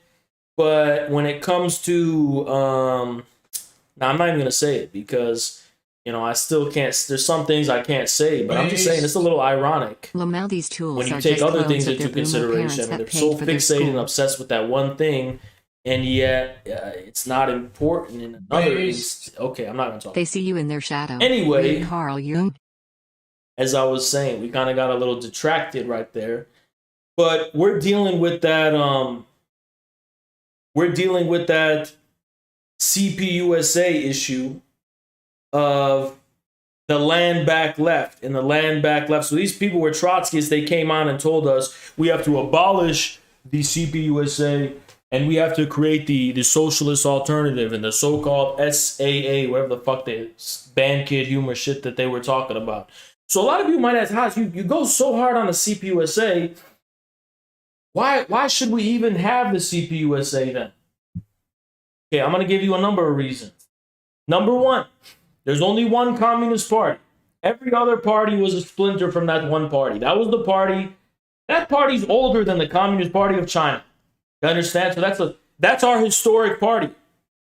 And why should we cede it to them? Because there's still protocols within that party that are in place that allow us to overthrow the tailist elements.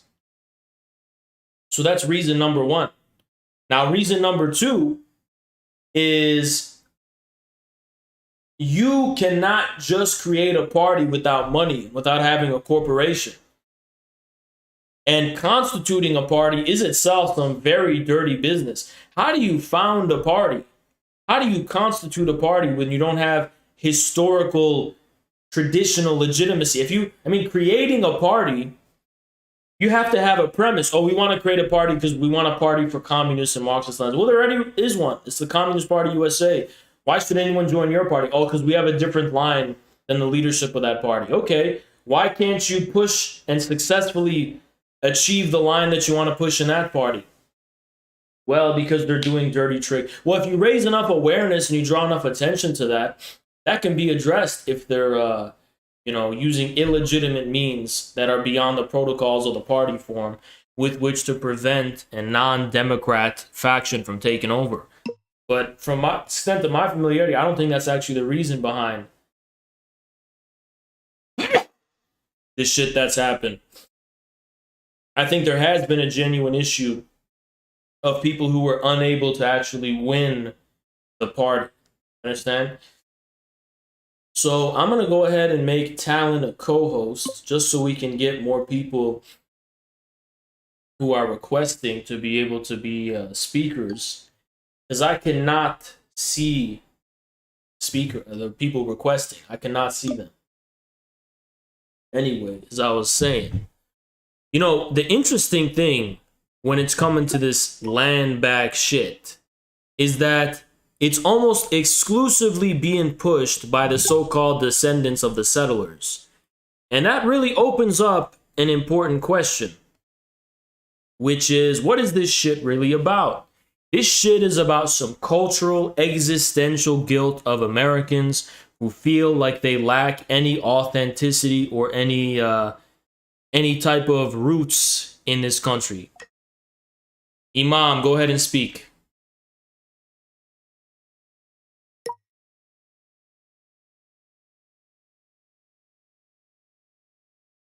Go ahead and speak. I want to add to what you're saying with a lot of people with their land back stuff. They don't really care about their land; they're just doing it for like the clout. I don't even think that's physically possible for a lot of them, like the Hawaii, for example, or Puerto Rico. If they would give the land back, they're going to cut off the main blood supply to those islands, which America is. And, the history of those islands are complicated, I'll give you that, right? They're not picture perfect. But they don't really care. It's just a trend for the most part. And also, too, like, land back to who? Are you going to kick the blacks out? Because they're not native to this country either, right? Who's really Indian? Are we doing, like, the one-drop rule? It's a very complicated issue. So I think the land back thing is cringe and gay. Well, I appreciate that. Now I'm going to open up a can of worms, and I'm going to start talking about this because nobody talks about it, and I'm gonna. You understand? So for all you land back leftists fetishizing indigenous people and saying, oh, indigenous people, that's all communism, that's all socialism, and there's no issue there. Let me ask y'all a question. Did indigenous tribes enslave African people? Yes or no?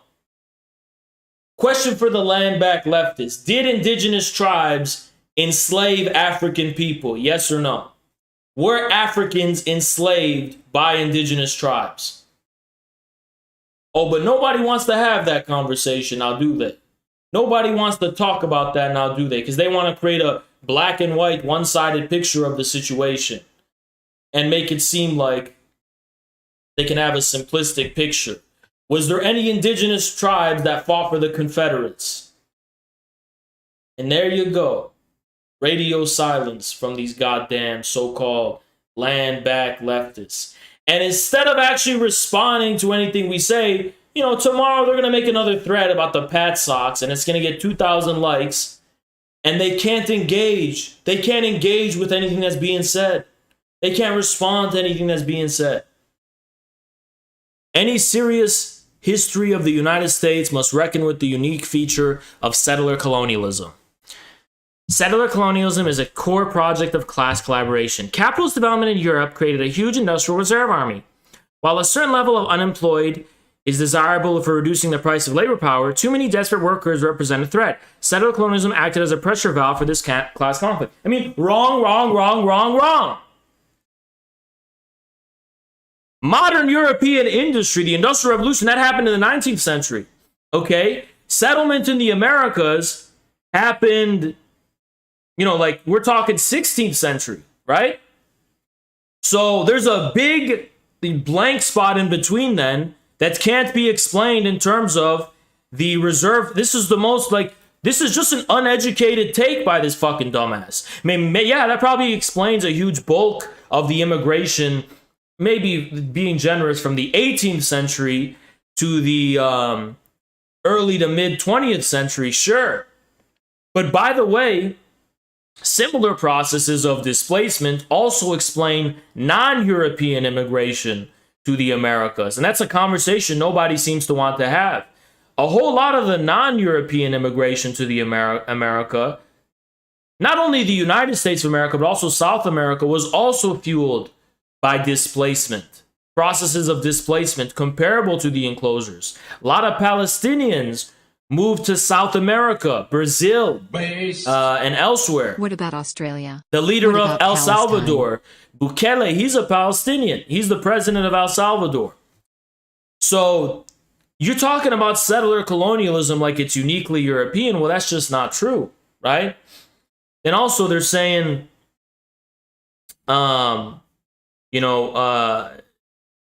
class-conscious workers in Europe were beginning to understand that their interests lay in collective action and trade unionism.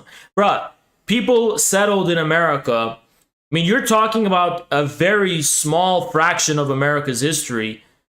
You can't say that's what defines this fucking country when that's actually like a very recent history of the country. Before the immigration from Eastern Europe, Italy, and industrial Europe, you did have people that were here, that settled here, according to the logic of a very different process. Once transported to Turtle Island, this virtue-signaling motherfucker named Your Communist Dad, he's calling it Turtle Island. What a corny motherfucker calling it Turtle Island. The fuck is that supposed to mean? The allure of indigenous land converted many of these troublemakers into shock troopers for primitive accumulation. He's just making shit up. Okay, so the primitive accumulation that occurs in the United States is not going to actually be coming from the class-conscious workers being displaced in Europe. Okay, that happened after the primitive accumulation. So he has the whole history wrong in the first place. Settler colonial projects represent an attempt for desperate proletarians to reverse the trauma of enclosure.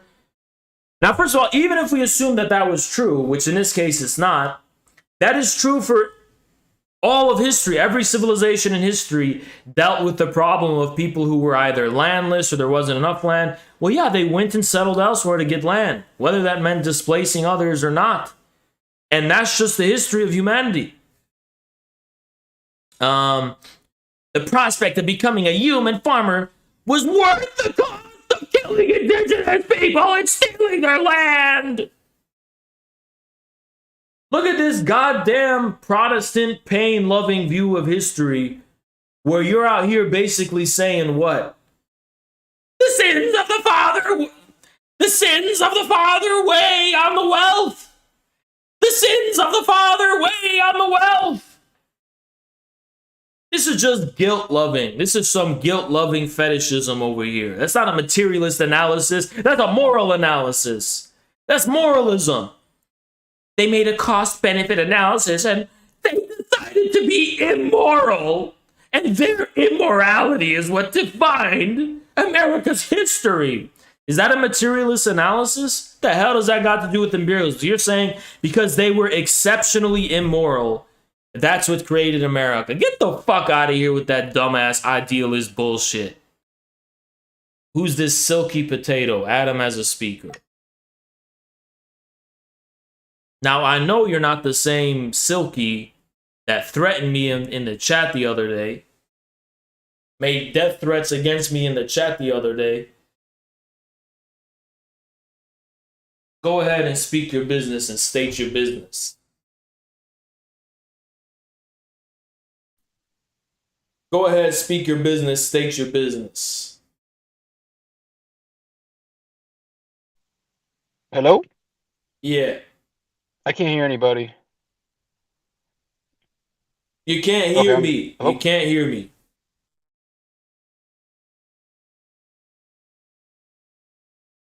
Hello. Oh, hey. Oh, sorry. I thought it was a glitch because I'm outside. I was just wondering, have you ever got a concrete answer from these land back leftists about what their logical conclusion is once these indigenous folk get their land back? How are they going to assimilate into a global economy, or they're just going to be a hunter and gatherer tribe based off a noble savage idea? Have they ever told you, like, have you ever gotten a concrete? First of all, are you the same Silky that was in my chat the other day making a threat on my life? No. That was Yeah? Capital Silky Patio. That was the Silky, just Silky. Okay, well, all right. Thank you for your words. Anyway, let's continue with this dumbass shit. With the emergence of a pan-European concept of whiteness, which largely ameliorated or dissolved ethnic distinctions among Europeans, that wasn't because of pan-Europeanism, because Italians and Greeks and the Irish were not considered white. That was because of the Enlightenment. So the whiteness came from the Enlightenment. So enlightenment, if you're enlightened, right, that means you're white. So that's where the white thing came from. It's about the so-called Enlightenment.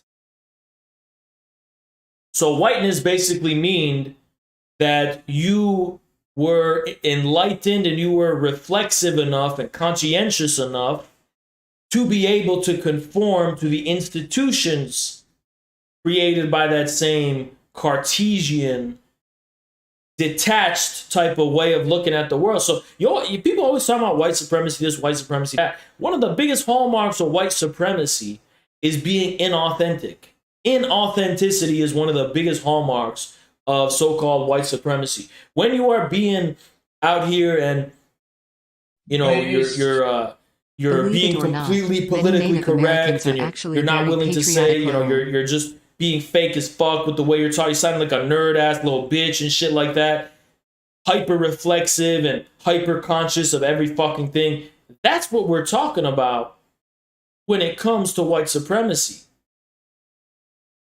Nobody makes that connection. Nobody points out how white supremacy is really about not being able to be an authentic human being who doesn't premise every facet and aspect of their existence based on some kind of hyper-conscious reflexivity. Now, that's an issue. Nobody talks about that issue, right?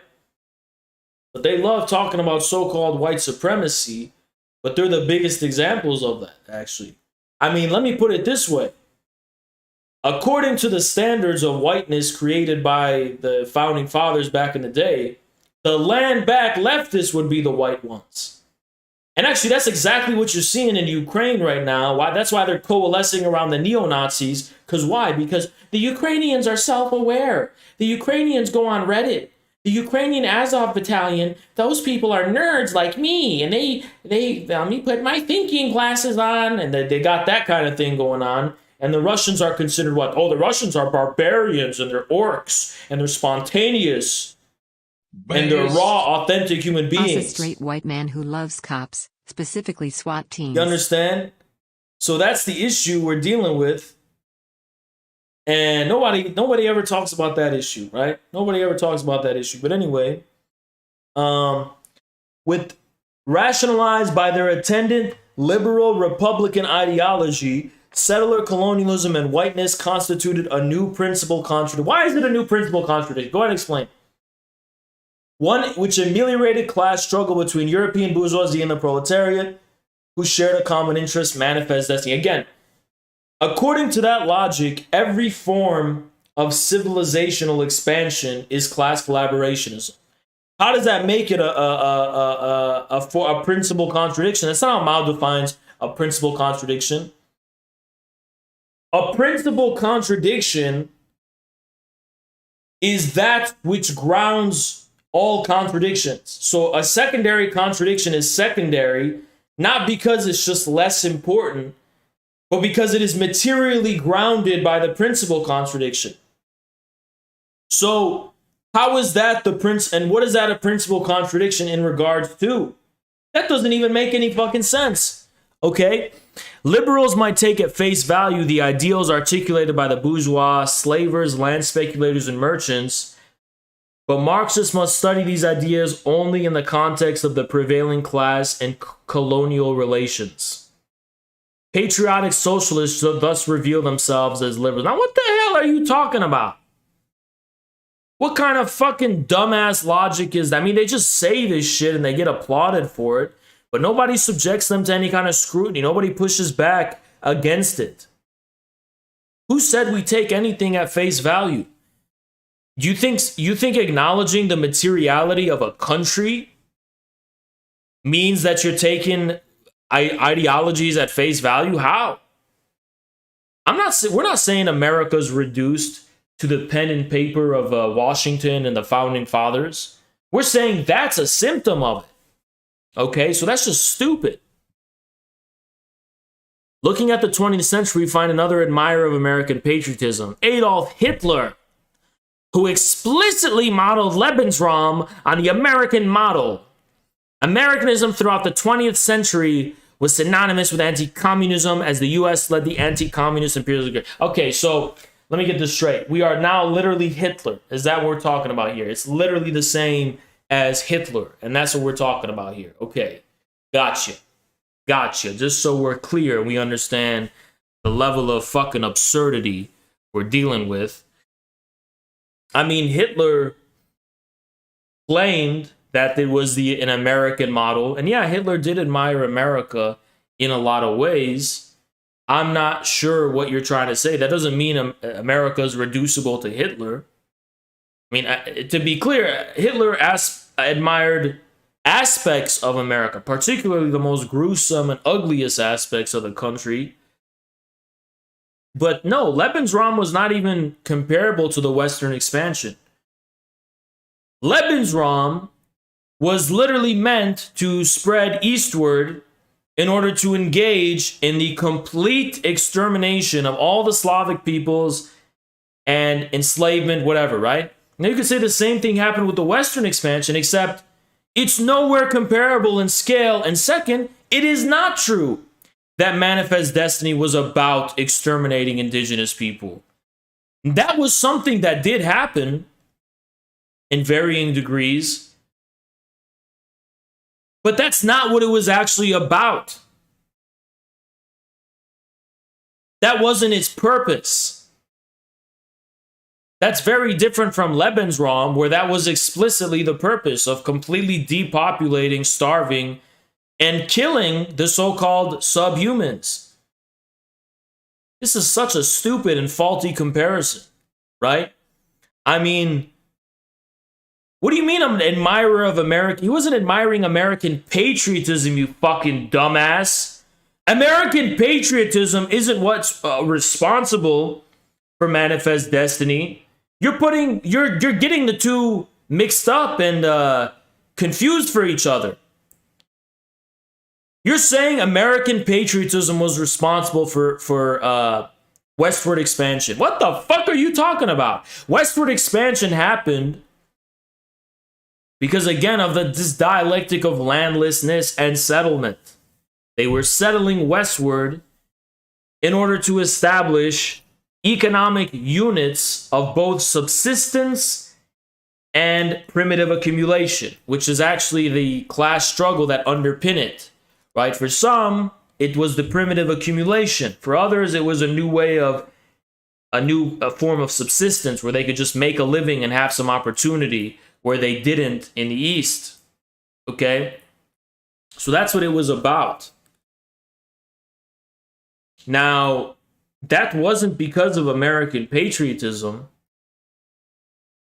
Furthermore, there was no notion of sovereignty also that was established. There wasn't any notion of sovereignty. There wasn't any notion of statehood among indigenous people. Not justifying, but it's not the same as what Hitler did. That land was not modernized. It wasn't part of the modern world as we know it. It was part of a completely different world, yeah. And not all of it was being occupied either, by the way. It wasn't all being occupied. America is a big-ass fucking place. You're going to sit and tell me that every aspect was being populated? No, most of it wasn't. So that's not true.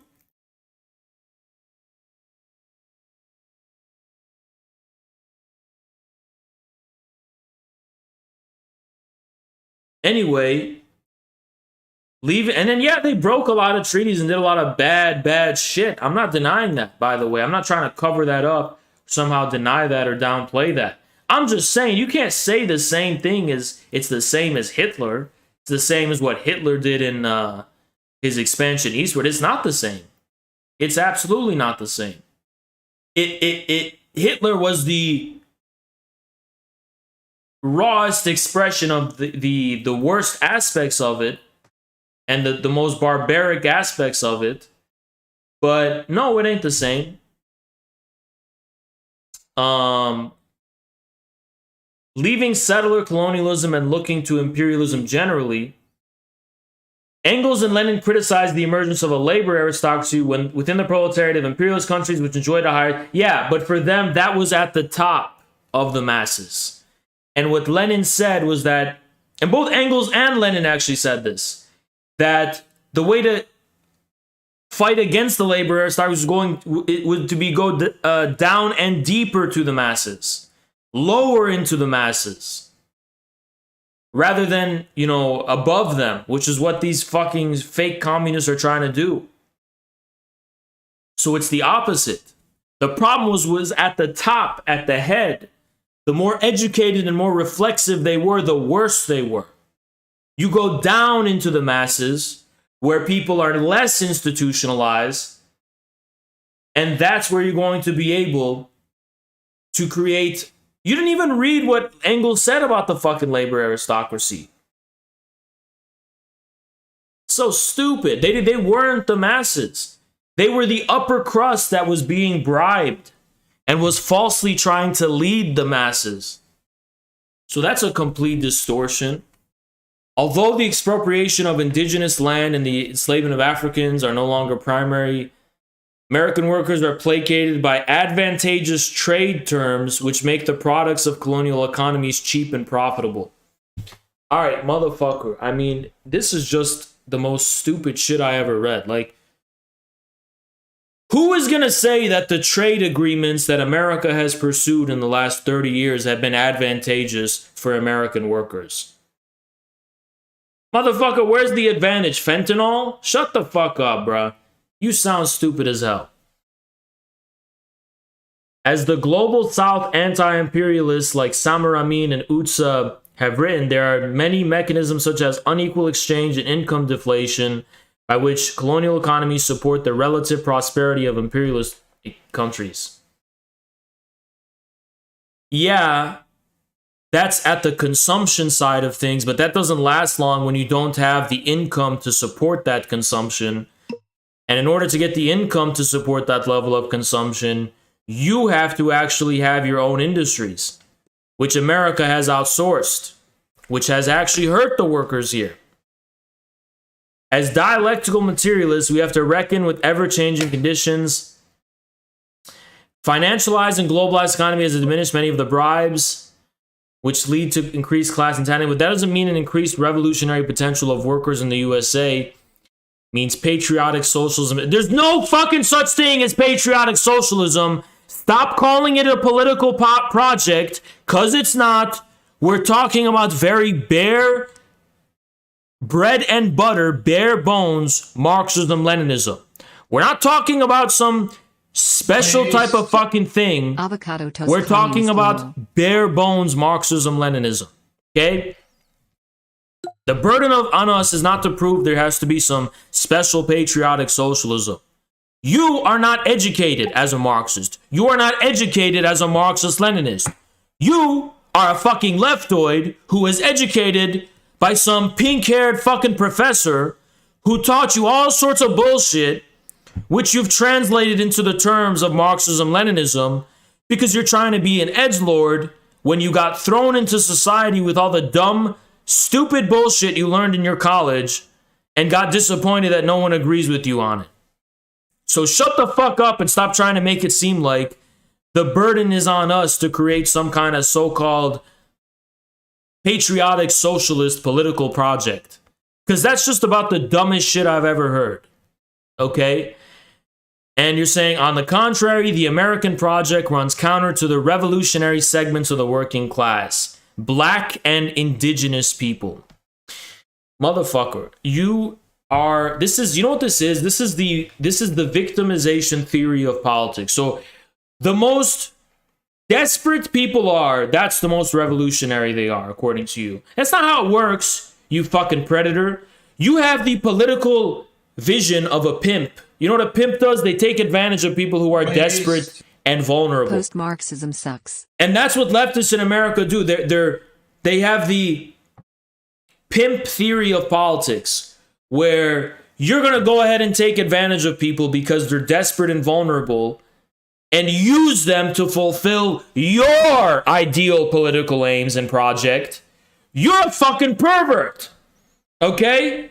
Black people don't want to be used to fulfill your fucking ideology. They have their own patriotic aspirations. And the same shit is true for these indigenous people you're trying to fucking fetishize. They don't want to be used by you to fulfill your Oedipal fantasies. They want to do their own shit.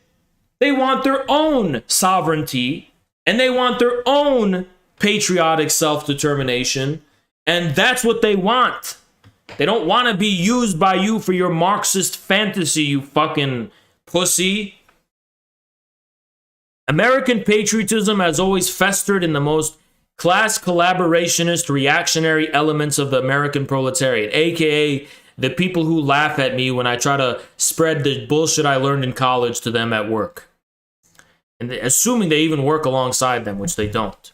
Catering to these reactionary elements, aka the people who broke my heart because I told them about my view of communism and they spit in my face and laughed at me, amounts to what Lenin called tailism, a party dragging behind the consciousness of the masses. Okay. So, when you say we're catering to them, rather than recognizing them as the subject of class struggle, those are two different things, you dumbass. For us to be catering to them means we're somehow sacrificing the content of class struggle for them. But if they are the subject of class struggle, we're not sacrificing anything because they are the content of class struggle in the first place. You fucking idiot. It's not like we have some set, predefined understanding of class struggle, which we then throw onto the masses. We only exist to serve the people in the first place. That's what class struggle is, dumbass. We only exist to facilitate the class struggle now in existence, not one that we imagine first. Tailism has nothing to do with going lower and deeper into the masses, as Lenin said we should. Ad verbatim, he said we should. Tailism is when you tail behind the masses' willingness to take on the ruling class and status quo. Ergo, if the masses are ready to fight and you're tailing behind the most complacent elements who are kind of unwilling to fight, that's tailism. Which is actually what you're doing here, because the masses are willing to fight right now, and yet you seem to be tailing behind the ones that decide to wear 2 masks in their car while driving alone with a fucking Biden Fauci sticker on their bumpers. Yeah, that's the tail of the masses who aren't fighting. Those are the people you're hiding behind right now. They're a tiny minority, okay? That's tailism, dumbass. Look at how Mao and Lenin used the word tailism in context. That's what they were talking about. When all of these fake revolutionaries would hide behind the masses instead of leading them as leaders. Finally, Patsok's neglect to examine why Lenin and Stalin supported certain national movements because it weakened imperialism. What's your point? Nationalism is not supported for its own sake. Who the fuck said anything about nationalism? I didn't say a damn thing about nationalism. Nationalism isn't the same shit as patriotism. Nationalism is when you make the nation the content of struggle. I don't think the nation has any content worthy of struggle. The nation is form. That's the form of the class struggle. Get your shit straight. Nobody's fucking saying America is its own ends. We don't know what America is because that's the form of the class struggle. But form is important, and that's what we're trying to fucking say here. We're not saying that's the content of socialism. You just don't know what nations are is your fucking problem. You think nations is some idealized community. That's not what a nation is. Rather, any national movement must be supported if it weakens imperialism, the principal contradiction. Well, that's because there needs to be national movements in conditions of imperialism. Okay? But Germans and French and British, they don't disavow their nation. They can just kind of take it more for granted than someone living in an anti-imperialist situation can. And therefore, they don't need any kind of extra national movement. But that itself is worthy into interrogating today, because it's like, it almost seems like populist movements are more national than the ruling class. And that's something worth bringing up.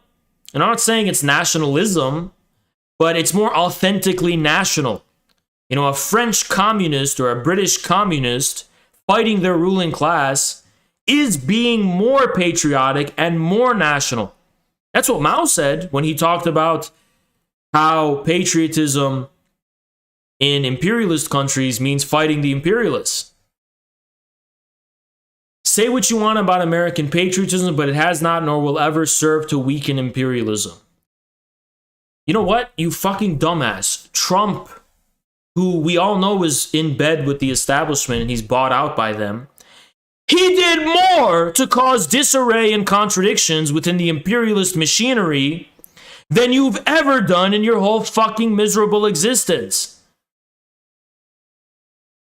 And I'm talking about you as a current, not just you individually, your whole group.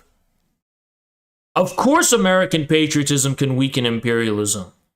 What the fuck do you think it means when people say, let's focus on our own country instead of getting involved abroad? That's a winning message that fights the imperialist state machinery. Yours is a losing message. National liberation struggles are for oppressed nationalities. No, it's not about whether national patriotism or national liberation is justified based on some moral axis like oppression. It's about what that actually is in the first place. And a national struggle is necessarily a struggle about what you can take or not take for granted as far as the premises of the class struggle are concerned. It's not about whether it's justified if you're oppressed or not, and you can indulge in your national existence. Okay, Brussels, I'm going to go ahead and add you as a speaker. You're raising your hand. Go ahead and speak your business.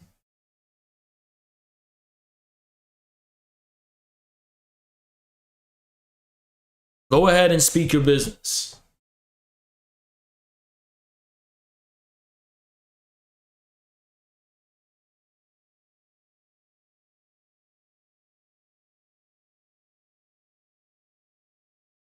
And they just left. So, okay, you kept raising your hand and then you just leave. Like, damn. Way to waste our fucking time. Anyway, they're saying the US is the epicenter of global finance, capital, white supremacy, and reaction. You know what's satanic about this fucker is, like, we all know that operates in this country as a invasive force that spreads its tentacles on the people here too. We all know that. But what this satanic fucker is trying to say is that even at the lowest levels of the roots of the people, Americans are evil. That's just satanic. That's just literally at odds at that point with like Marx's humanism.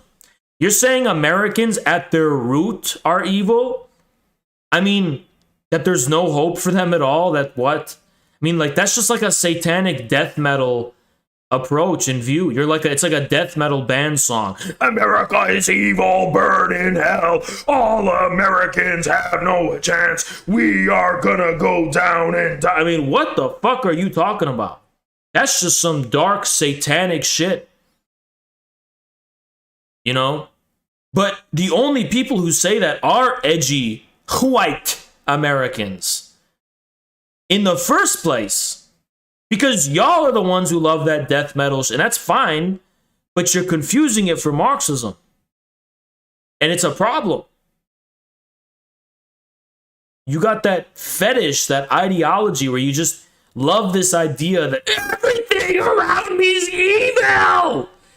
And you got that weird thing where you love the guilt. It's a guilt. See, this is my goal for America. I want to turn America from a guilt-based society to a shame-based society. I want people to have shame more than guilt. Guilt is stupid because when you're guilty, you should just resolve it and move on. But when you shame is what makes you human. But we got a problem. We got a country where people come in this space and start taking a piss, and they got no shame. We got a country where people are fucking dogs and cats, and they got no shame. And that's a problem. We need to be a shame-based country, not a guilt-based. See, this is what's so weird about this country. Y'all will fuck dogs. Y'all will shit in public and piss in public.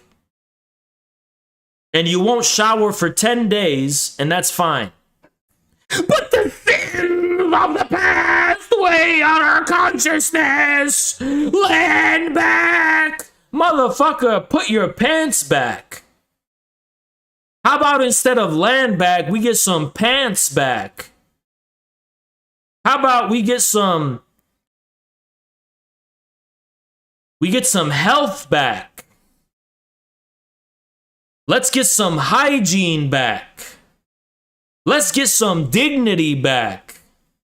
Those are the things we need back before you're talking about the guilt of the ancient tomes of the past, motherfucker. We got a pressing and immediate issue, which is that you're taking a shit on the ground in public. That's pressing and immediate. What the ancestors did 1,000 years ago, that's in the distant past. And you are now going outside and you got your dick out and you're flailing it around in like a helicopter.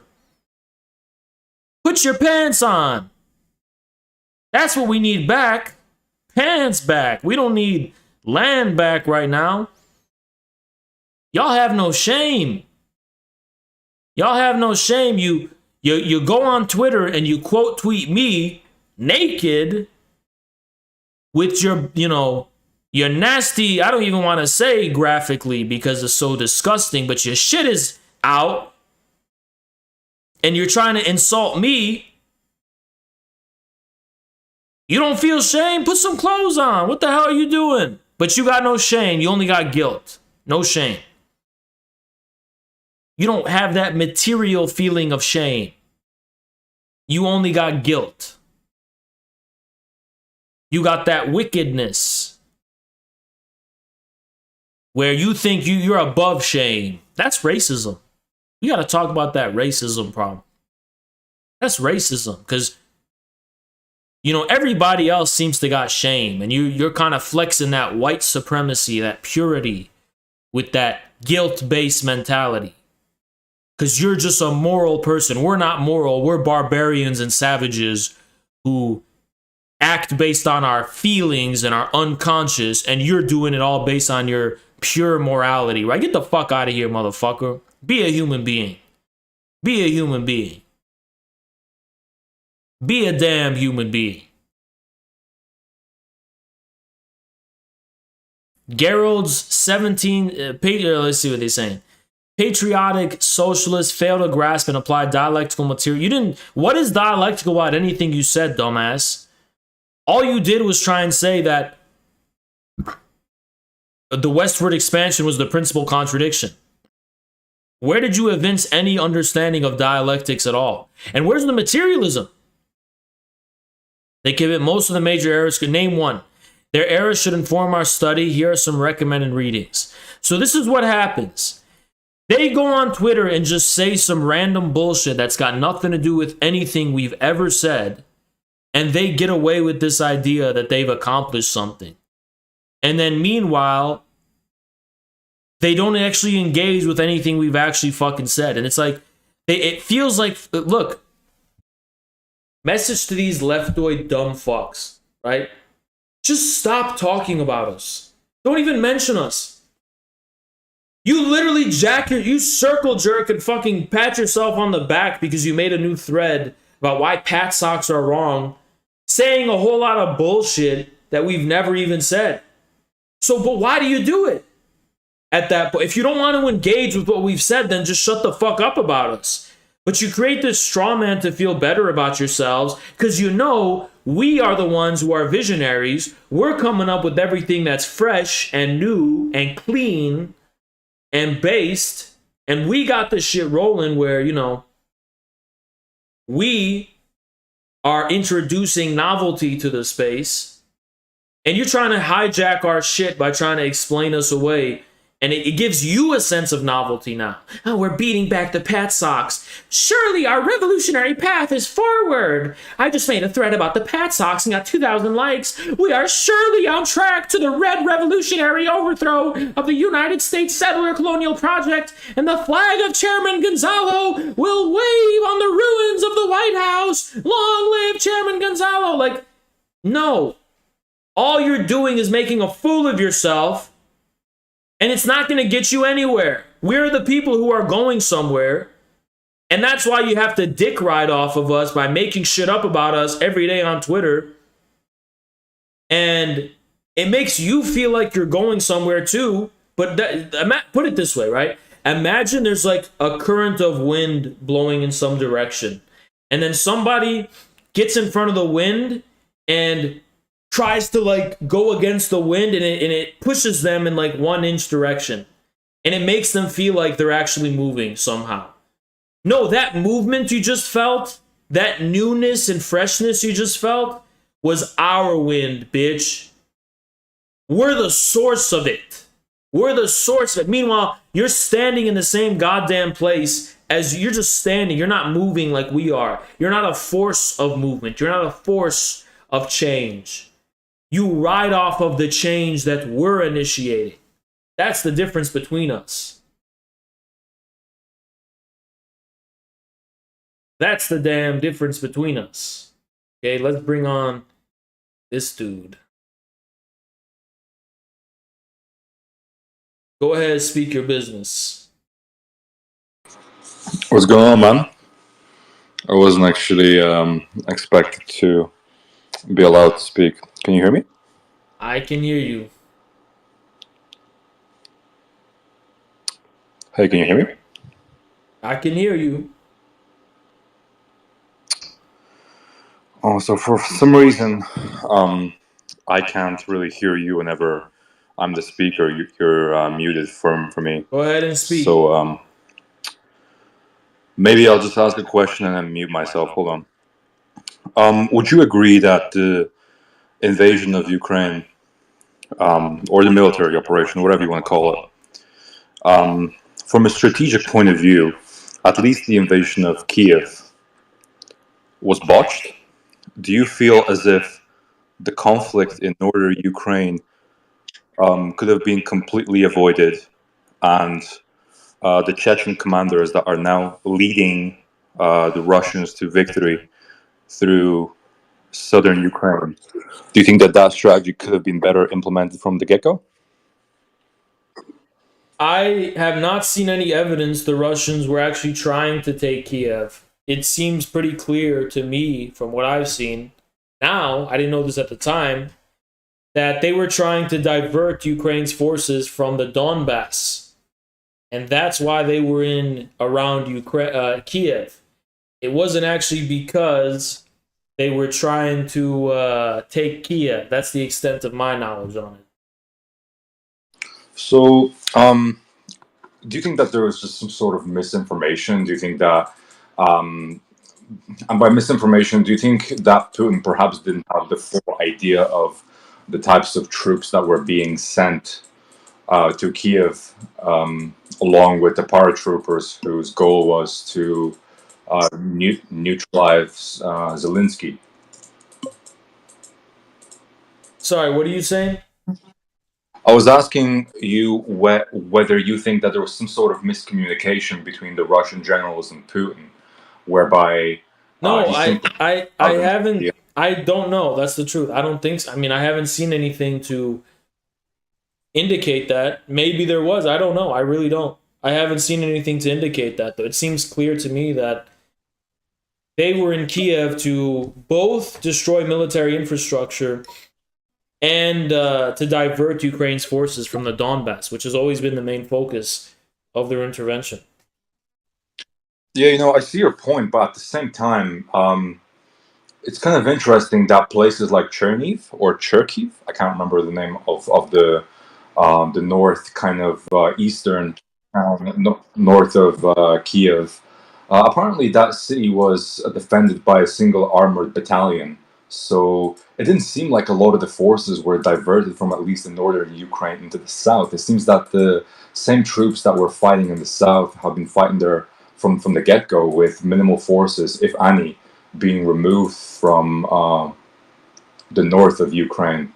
At least from that perspective, the operation seems to have been botched compared to at least what the Chechen generals are doing in the south right now, where they tend to be preoccupied with using, or rather just bombarding the Ukrainian positions with Second World War artillery. Do you not, like, can you just admit that that was, like, botched, essentially? Do No, you not I feel can't. So you told me there was one armored battalion that defended a town in northern Ukraine that later went to the south. What does that say? That doesn't say anything about the larger success of Russia's ability to divert Ukraine's military from the Donbass. I mean, what are you talking about? What I'm saying is that I don't think that the Russian forces were diverted from the Donbass. In fact, the forces that were in You Kiev mean the stationed Ukrainian there and forces? continued to station there the whole time to protect Zelensky. The Ukrainian forces were diverted from the Donbass, is what I'm saying. Okay. Do you not feel as if the kind of okay, so in a lot of the Polish media, especially a lot of independent journalists are uncovering that a lot of the equipment that the Russians used in Ukraine was simply not maintained properly, right? What happened was, for example, you had Listen. I don't know what is the point here. Like, Russia is in Ukraine, and it's only been what, 2 months. So why are we trying to make conclusions? I don't think we know enough to make conclusions. I don't know why there's a because rush to the make only thing conclusions. that this conflict seems to prove to us that there is going to be no real consequences of places or of countries like Sweden and Finland joining NATO, essentially because other than a nuclear conflict, there is nothing that Russians can really do. Yeah, they If these can. countries Yeah, they can. support the NATO, They can have a base in Venezuela and Cuba again. They can do a Oh, lot I'm of sorry, things. you cut off again. I was able to hear you. Russia can have a military base in Venezuela. Can have one in Cuba. Can do a lot of things to retaliate if that red line is crossed. By the way, the USA has said that if China establishes a military base in the Solomon Islands, they're not going to write off military intervention. What fucking right does the US have to say that China can't have a base in the Solomon Islands, but Ukraine, Sweden, Finland, and all these countries can join NATO right on Russia's border? Where the fuck does that come from?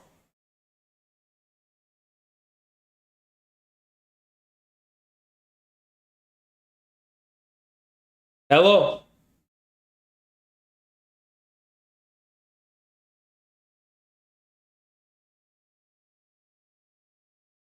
Hello?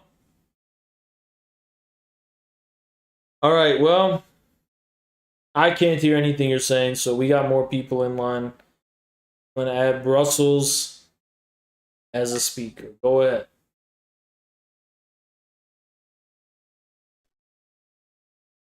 Go ahead and state your business. Land back. And what do you got anything else to say? Land back. And what about it?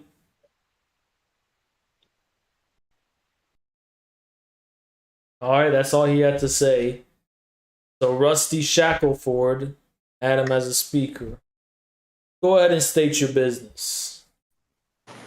Hey, how's it going, big dog? I first heard you on the debate with Joel Davis and Keith Woods. So that's kind of where I discovered Haas. So I was wondering what you thought about the little bit on the debate on the right of supporting Ukraine versus supporting Russia. You know, I don't know why anyone, period, who claims they're against the status quo is gonna be against Russia. It's as simple as that. If you are against the status quo, you can't be against Russia. So whoever's supporting Ukraine is a Fed. That's all I'm saying. I don't care if they're on the right or wherever they are. If you're supporting Azov and you're supporting Ukraine, you are a Fed. Objectively, you are a Fed. And it's as simple as that. You're a shill. Ain't nothing more to it. You're a shill. You're a Fed. And I don't really care what ideology you have. That's just what you are. No, I tend to sympathize with that position a little bit. It's just been kind of interesting to hear the discourse. You know, because a lot of people on the right, they talk about a united Europe, you know, kind of a united... Y'all got united West. United Europe. You got united Reddit, is the truth. Yeah. So, I don't know what the hell... You know, that's just Fed shit. It's like, if you want to be a cheerleader for the deep state and the Feds, by all means, you can go ahead and have that LGBT plus flag. You can go ahead and fly that Reddit flag and do all that shit, and that's what y'all are doing. Go ahead and do that. Just be open and honest about it.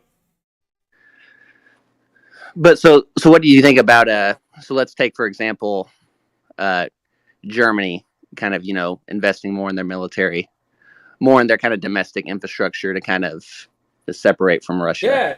So are you kind of just against that by principle? That's got nothing to do with separating from Russia. That's got everything to do with being a dog of the Americans. Right. So you think that though, so by doing this, they're not going to be as much of a dog of the Americans by what's happened? No, they are. They're going to be a dog of the Americans. They're going to do America's bidding with their military. Oh, okay. Yeah. Yeah, that's interesting. I kind of wonder what's going to be the long-term consequences of this. I mean, you know, I think eventually the leadership in those European nations, they're going to have to rethink this position a lot, because it's just not sustainable, you know, to keep essentially, like you said, to be the dog of the American kind of imperialist empire when, you know, they obviously don't have your best interests, you know, in mind. All right. We got Bayhazad. Go ahead and add him as a speaker. Go ahead and speak your business.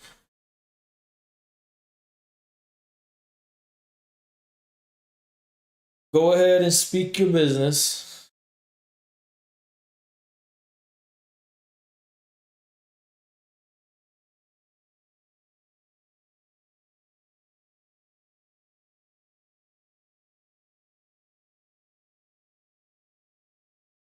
And it's looking like you got no business to speak, so to speak. You got no business.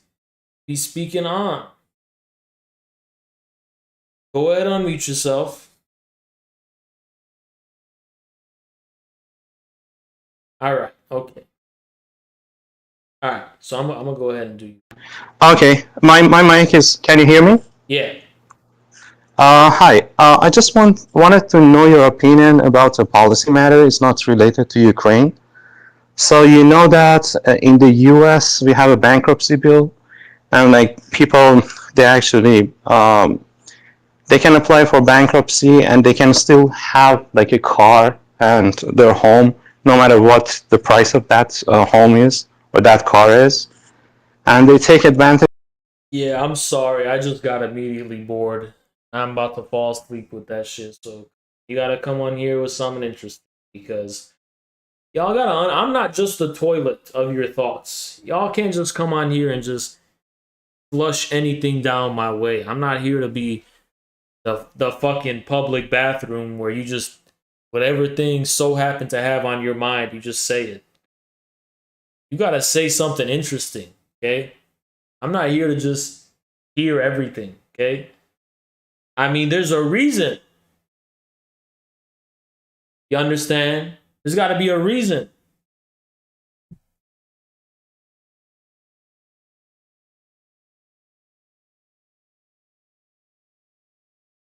There's got to be a reason.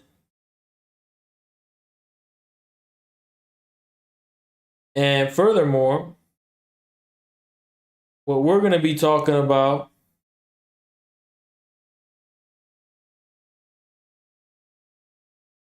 we're going to shift gears and shift the topic. Understand? And we will reconvene.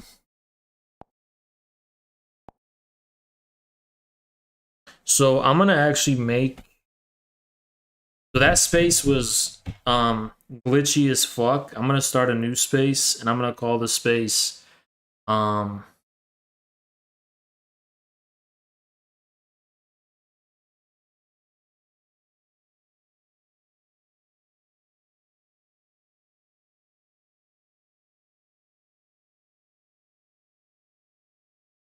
let's call it the space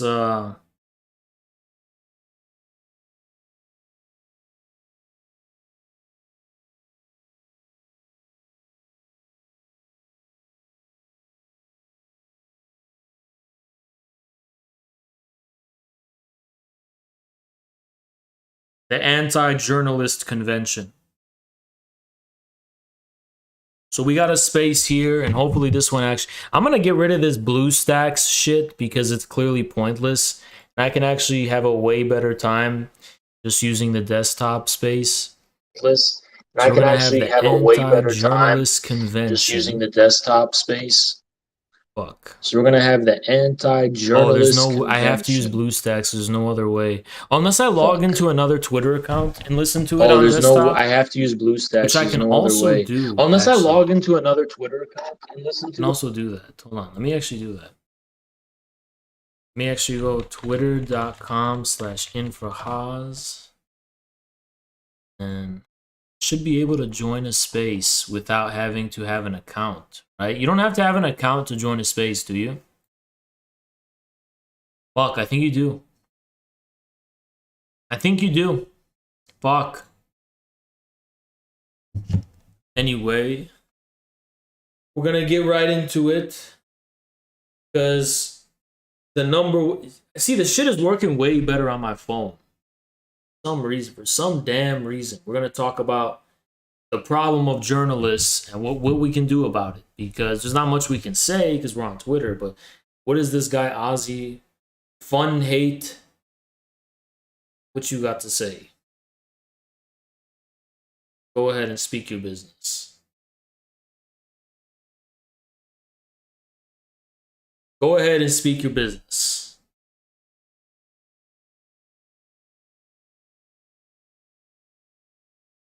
Channel on one of those meme sites. It was you were talking about some saying like how the British Empire was like full of fucking barbarians and like what meme site? Mongoloid. Wow underscore Mao. The YouTube? Honestly, bro, like I thought, yeah, bro. And I was like, shit is like the funniest and like the real shit I've seen in like a while. Like that big in politics, to be honest with you.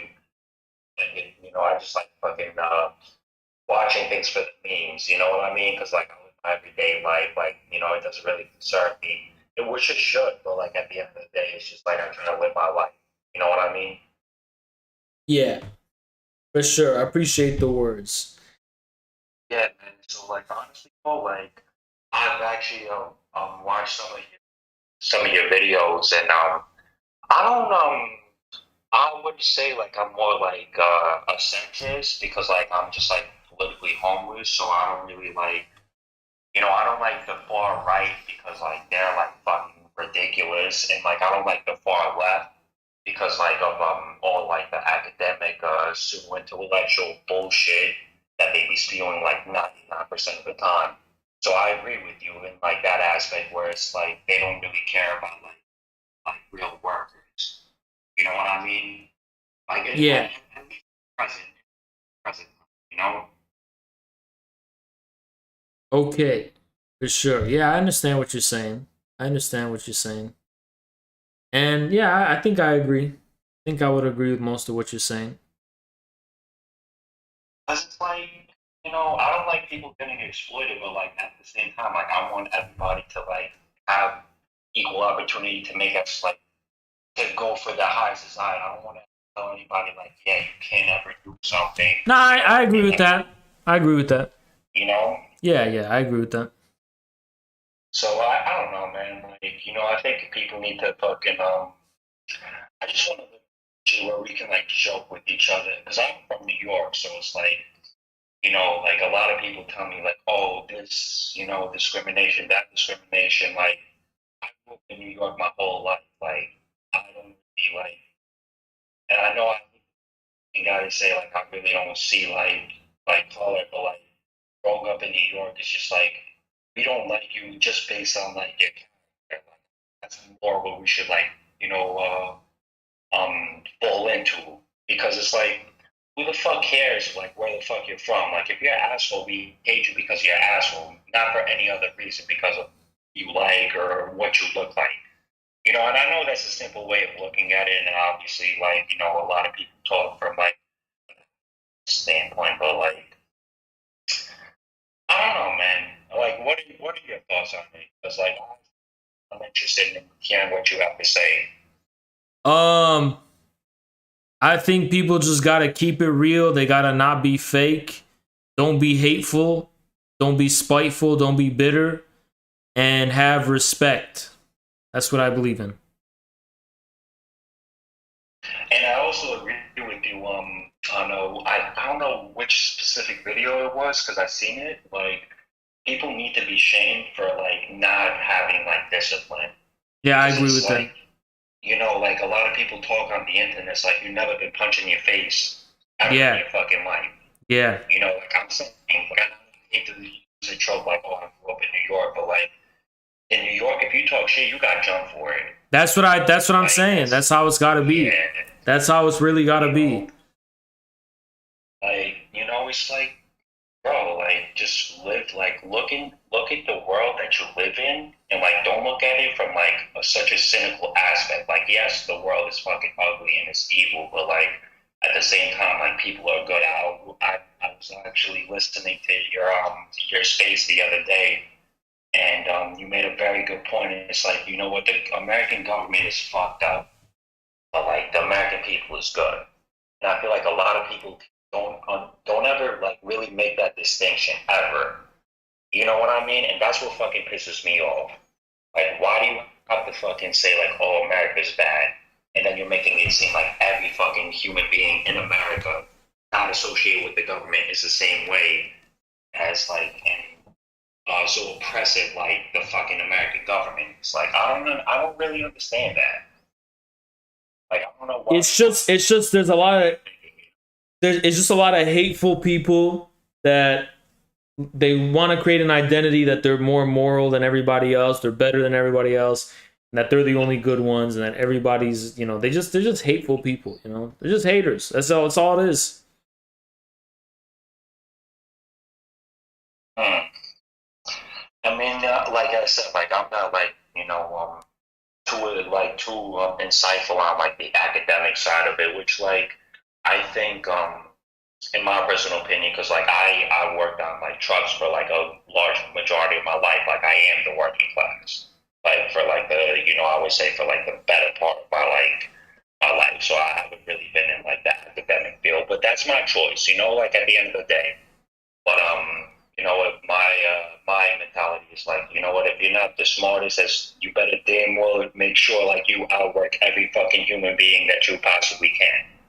But at the end of the day, you can't do anything by yourself. You need a fucking community. You need people, you know, behind you. You need you need a good community, and you need to make sure like people don't get fucking exploited and people get paid right if they have proper health and proper health care. And I believe in that stuff. I think any normal, sane human being that doesn't, like, you're a fucking idiot. I'm sorry. Like, you know, that's just what I believe. And I'm saying this from like not an intellectual standpoint. Like, this is like a real standpoint. Like, this is like a real person talking. I'm not an internet personality. I'm not anything of this such nature. So that's what I'm saying. Yeah, I mean, I hear you, you know. Yeah, I mean, it's like, it's such a shame you got to get through so much bullshit with that academic stuff just to get to common sense, you know. So you kind of saved your time, really, because it's a whole lot of bullshit we're dealing with when it comes to these academic people. They're just overcomplicating something that's simple, you know? Something that should be simple. It really is so simple. It's just like, you know, and like you mentioned something. I remember I was watching one of the videos. You mentioned like you were supporting the truckers, like, you know, in Canada, because they were like on what's the word? They wanted to strike a couple months ago. Correct me if I'm wrong. Yeah. I don't want to say anything yet. Yeah. Right? Yeah. And I remember a lot of the time, like, it was so funny because I remember, like, my father, he sent me, because he's big into politics, my father. He sent me an article of saying, like, oh, like, you know, these news outlets were calling, like, these people Nazis and stuff. And I'm like, and it's like, mostly, like, correct me if I'm wrong, I feel like the media is very liberal and, like, left-leaning. Yeah. So the fact that they're calling them that, like, you don't even understand, like, the core value. Like, these are the real people. These are the real backbone of America. And you're shitting on them. And then you expect them to fucking be on your side. Like, you're a fucking idiot. And I'm sorry. Yeah, and we were getting flack for that shit because they were saying, oh, you're supporting the Nazis, and you're saying, man, get the fuck out of here. You know, it's like, your whole politics is supposed to be about the working class, and this is literally the working class right here, you know, rising up, and then and saying, like, we don't like what's going on. Yeah. And now all of a sudden, and of course, and then you realize, and then people's like, oh, well, yo, I'm telling you, bro, like, the fucking everybody's like, oh, like, if you watch these certain meme channels, it's like the fucking the pipeline to the alt-right, but like, yeah, nah, bro, like, the left is the fucking pipeline. They are, bro. Let me tell you something. These leftist content creators, they all came from the alt-right. They all got that same reptilian mentality where they got that thing where it's like, they don't like being real. They all got that nastiness with them. And it's the same hate. They just turned it into a different language. And you go look at Ukraine, they're supporting these damn Nazis in Ukraine now. So it's like, what does left even mean anymore, you know? Bro, I'm telling you, like, and you know, it's so crazy because it's like, you're very critical, like, because of, like, the videos that I've seen, you're very critical of, like, Bosch. You're very critical of, who else? Hassan Piker. I fucking hate Hassan Piker. I think he's a champagne socialist. Like, Yeah. I said, I'm not that much into politics, like, you know, like, saying, like, I don't have a stance on, like, really anything, but, like, I can see, like, who's bullshit, who's real and who's not. And, like, from the very few people that I've watched, like, you're a real fucking person. Like, you really, like, you're a human being at the end of the fucking day. Because, like, you don't have, like, in my personal opinion, you don't really, like, you're not really putting on a fucking show. You're, like, saying, like, this is fucking, like, really what's going down. Like, you're not holding back. And I feel like a lot of people, like, they're just using their like, they say all these things with a pretentiousness behind it. I don't really fuck with that. You know what I mean? Because Yeah. it's like, how are you going to sit here and say, like, oh, yada, yada, we have to care about this, we have to care about that. Meanwhile, if you look in your everyday objective life, you don't deal with 99% of the shit that people talk about.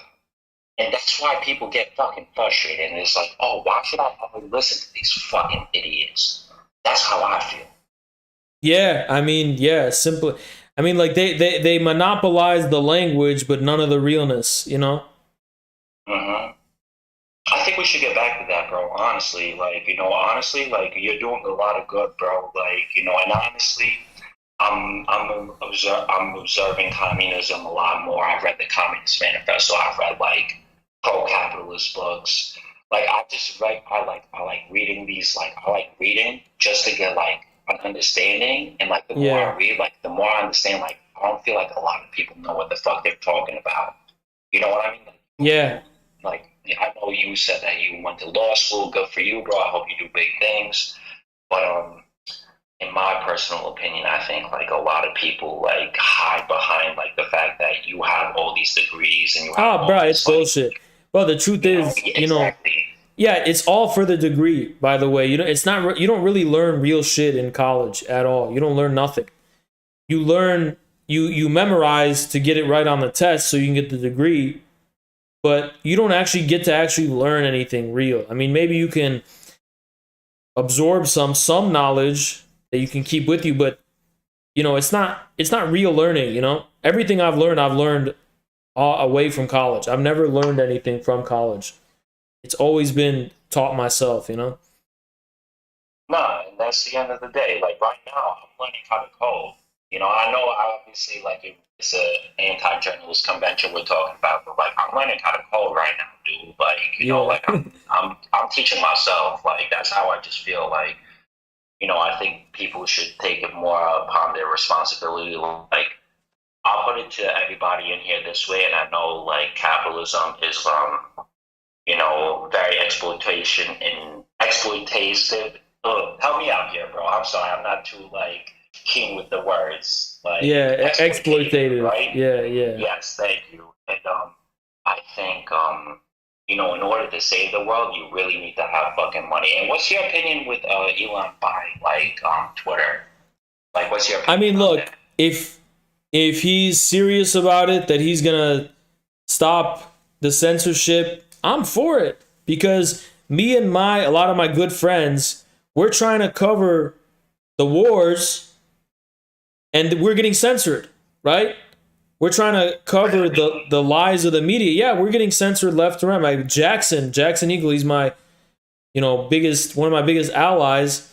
He's locked out of his account still because he was saying something about Ukraine. So I mean, I don't really give a fuck about Elon Musk. I'm gonna be real with you. Like I'm not a fan or whatever, but it's like if he's gonna lift the censorship, I mean, I welcome that. I'm happy about it. I mean, listen, bro. I think everybody should have a say in everything, and I think it should be like, it shouldn't be biased. Like, if you have some shit to, you know what I mean? If you have some shit to say, like, you guys say like, oh, you're very like keen on Ukraine, because it's like I'm sick and tired of this fucking like media bullshit. So like, even if I'm telling you, dude, like the fact that I bumped into you, like I literally stumbled into your channel. Like the fact that I stumbled into your channel, like I'm actually like learning like things that you have said, and I've looked it up myself, and it was like it's pretty spot on. Like, not listen. At the end of the day, nobody's 100% right on anything. You know what I'm saying? Yeah. I can do my best. And listen, bro, that's all you have to do. And listen, just keep doing what you're doing, bro. Like, don't worry about these fucking cringe people that come on sometimes. Because I'm telling you, bro, like the other day I was on your space, dude. Like I was having a fucking headache, dude. I'm like, this is fucking nuts. Like, I don't know how you deal with some people. God bless you for that, man. That's what I'm gonna say. Bro, when I was a teenager, I took fucking mushrooms and LSD, so I can withstand crazy shit. I can withstand retarded shit. But sorry, I can't. I mean, I said regarded. Damn. Nah.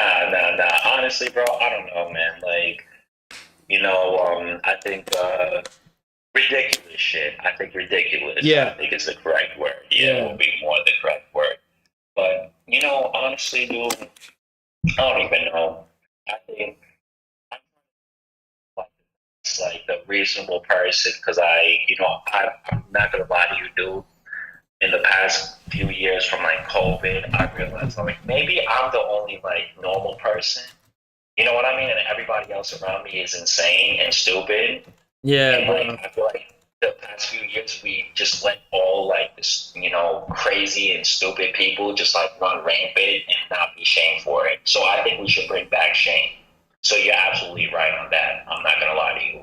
Yeah, I mean, like, yeah, I think people are starting to wake up. I think in real life, people are a lot less dumb than on the internet. That's just my experience. In real life, people always seem to got a common sense where they're just like, yeah, I'm with you. Every time I turn on the fucking TV or I go on the internet, it's all dumb shit. So, word. And yeah.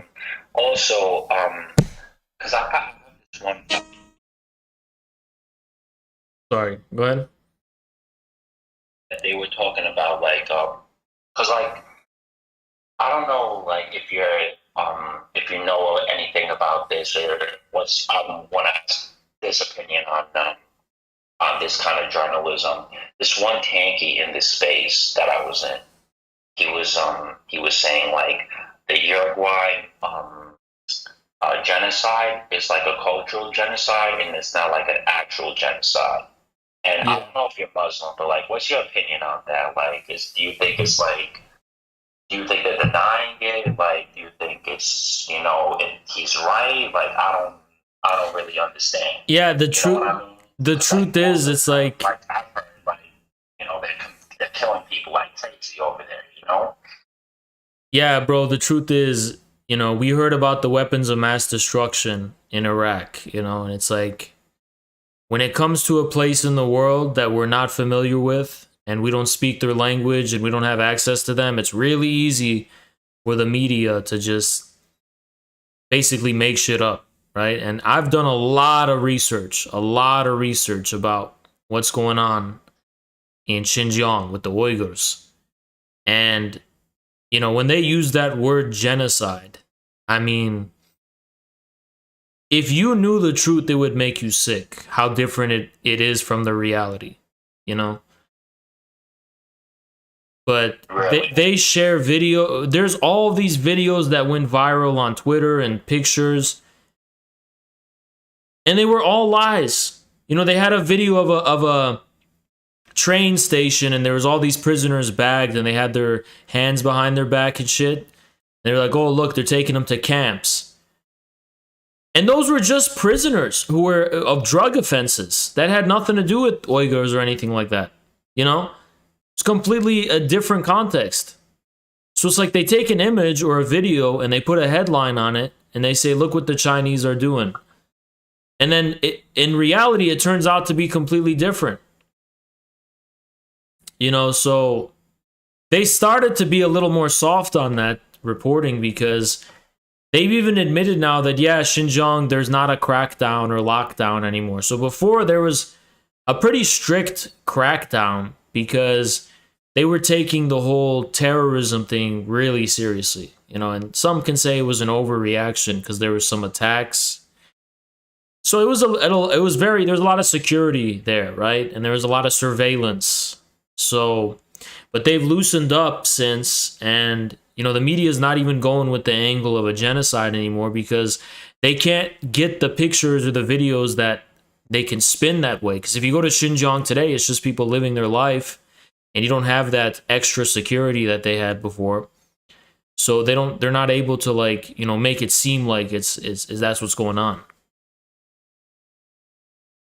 It's kind of like it's funny that you say that because it's kind of like my buddy a few years ago, he was telling me that when Trump was people were saying, oh, Trump was throwing people in camps and shit like that. I'm not saying if Trump is a good or he was a bad person, but just like it's the same kind of scenario where you tell me this, and it was pictures of camps from I think 2011, 2013. Yeah. Where they were throwing, yeah. So it's kind of is that they kind of It's the same type of shit. It's literally the same type of shit. It's like, oh wow. Yeah. And it's, they listen, China, everything in the world, it's going to come down to money, And that region, it's called Xinjiang. And China's making this, they're making something called the New Silk Road, right? Where they're going to transport goods from China through there to Europe and through to the whole world. And that's like the key place in the Silk Road, in that part of that road, right? It's the most important place. The US has said it's the most important. China said it's the most important. So the US is, and not just the US, but the UK and Australia and others, they're doing this shit because they're trying to make a form of trade, a world economy of trade that's through the land, right? Because right now, we're trading through the sea. So the way we're transporting goods is through ships and shipping and stuff. You know about that, right? Yeah, I know about that. Yeah. I know about shipyards. Yeah, I'm very familiar with shipping and how that field works. Yeah, so what China's doing is they're trying to make these transport routes based in the land, right? For producing goods and shipping goods and sending goods and creating all these economic connections and infrastructure and railway and all that kind of stuff. And they want to take it back to land. So they want land-based economic power, not sea-based, right? So they can sell to like Europe and like the Middle East and Africa and all these other it could create more economic interconnectivity, because China believes in something they call it the win-win deals.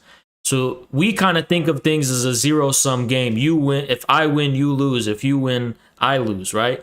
China's got a theory where they think if they can increase economic flourishing, more economic activity, more trade, then everybody can win in some kind of way. Everybody can, a rising tide lifts all. You know what I'm saying? Oh no, honestly, like and if you had told me a few years ago that like I would agree with anything that like the Chinese government, let me exclamation that the Chinese government was doing, I would call you like you're fucking crazy. You know what I mean? Because like my initial because like I wouldn't say my lack of understanding, but just not me caring enough and just seeing the headlines I grew up saying like, yeah, China's like fucked up, and like most governments in the world are fucked up. But like the fact that they built a lot of railroads and they control COVID in the way that they did, and I was like, but at the same time too, I was like, I don't know, but the fact that they're doing all these things and they're really making a lot of strides within their community, like with their economy, and honestly, they're gonna pass America. I would say probably the next 5 years. People say 10 years. I would say 5. Like the way things are going, the way we've been set back probably like 15 years in the past 3 years. Like they're probably gonna surpass us within 5. It's way closer they gap now, I believe, in my personal opinion, with America and China being superpowers and like who's gonna surpass who. It's China. Like China's kicking our ass in every fucking statistical category if you really like sit down and like look at it. With like you said, the infrastructure, with education, with the economy, with fucking whatever else. They're fucking kicking our ass in every aspect. And it's honestly like for America to everybody to sit here and act and pretend like, oh yeah, we got it. Like we really fucking don't. Like you ask the average American, like we really fucking don't. We don't got shit in this fucking country. We don't. Yeah, I mean that's the issue we're facing. It's like we are different than China. We're not going to be the same as China ever. They're a way different society and shit. But I mean, like, there's some things we could learn from them. They get shit done. They know how to get shit done and make shit work. And it's like we can't do anything. We got this bullshit Congress, which works together to make sure nothing. They all work together when it benefits them, but when it benefits us, they can't work together somehow, right? And that's truth. We can't even agree on the color of the sky, bro.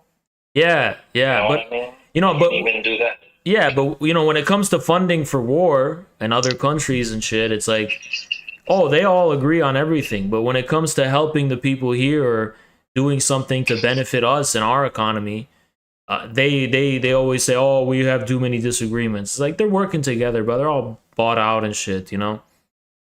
Bro, and okay, Haas, and our military budget was increased, what, like 3 trillion? Yeah. Or like maybe 2 trillion, right? And curing world hunger is 6 billion, and you're gonna tell me that we can't fucking do that? Like, are we fucking joking? You know what I mean? Like, Yeah. if that's a real, you know what I mean? If that's a real price tag for it, because like honestly though, like people say 6 billion for the cure world hunger. It's like, if that's the fucking case, we would have cured it a long fucking time ago. But there's more money in causing problems. I feel like people don't really understand that. Like there's more money in it, dude, because they're benefiting from it. They're the benefactors. They're the elites. You know what I mean? Like that's what it is at the end of the day. Yeah. I feel like people really don't like look at it that way. They don't. And people are distracted. They're focusing on bullshit instead, you know? They're learning to hate. You know, we got people, they hate anybody who's a Trump supporter, where they got real hatred for him, and they got real hatred for, you know, people that they're. And the Trump supporters hate communists, bro. Like, Yeah. anybody on the fucking left, you know, and it's like, honestly, I feel like if, like, it's all because you said it beautifully the other night. If you guys said it in a way, it's like how you present something, right? If you guys said it in a way that makes, without the pseudo intellectual bullshit, in my opinion, a lot more people will be on y'all's side, dude. A lot more people will be on your side. I feel like unanimously everybody, but everybody wants to make things so fucking complicated, and like you're gonna sit here, we're gonna talk fucking PhD, fucking master level intellectual conversations with people who are working class and who don't care about none of that shit. Like that's what it really comes down to. You know what I mean? Yeah, absolutely. It's like you know, this shit should be a winning slogan. Having an economy that serves the people and not profits, that should be a winning. That should be easy to win people over. You know, it should be easy to, you know, get people on board with, you know, yeah, we should have some real infrastructure. We should invest in the real economy, not the fake monetary financial economy, the real one, not Wall Street, but, you know, making real things, making real infrastructure, you know, real jobs for Americans, things like that. I mean, why is that so hard? And instead of focusing on wars in other countries, we focus on ourselves. Why is that so hard to you know,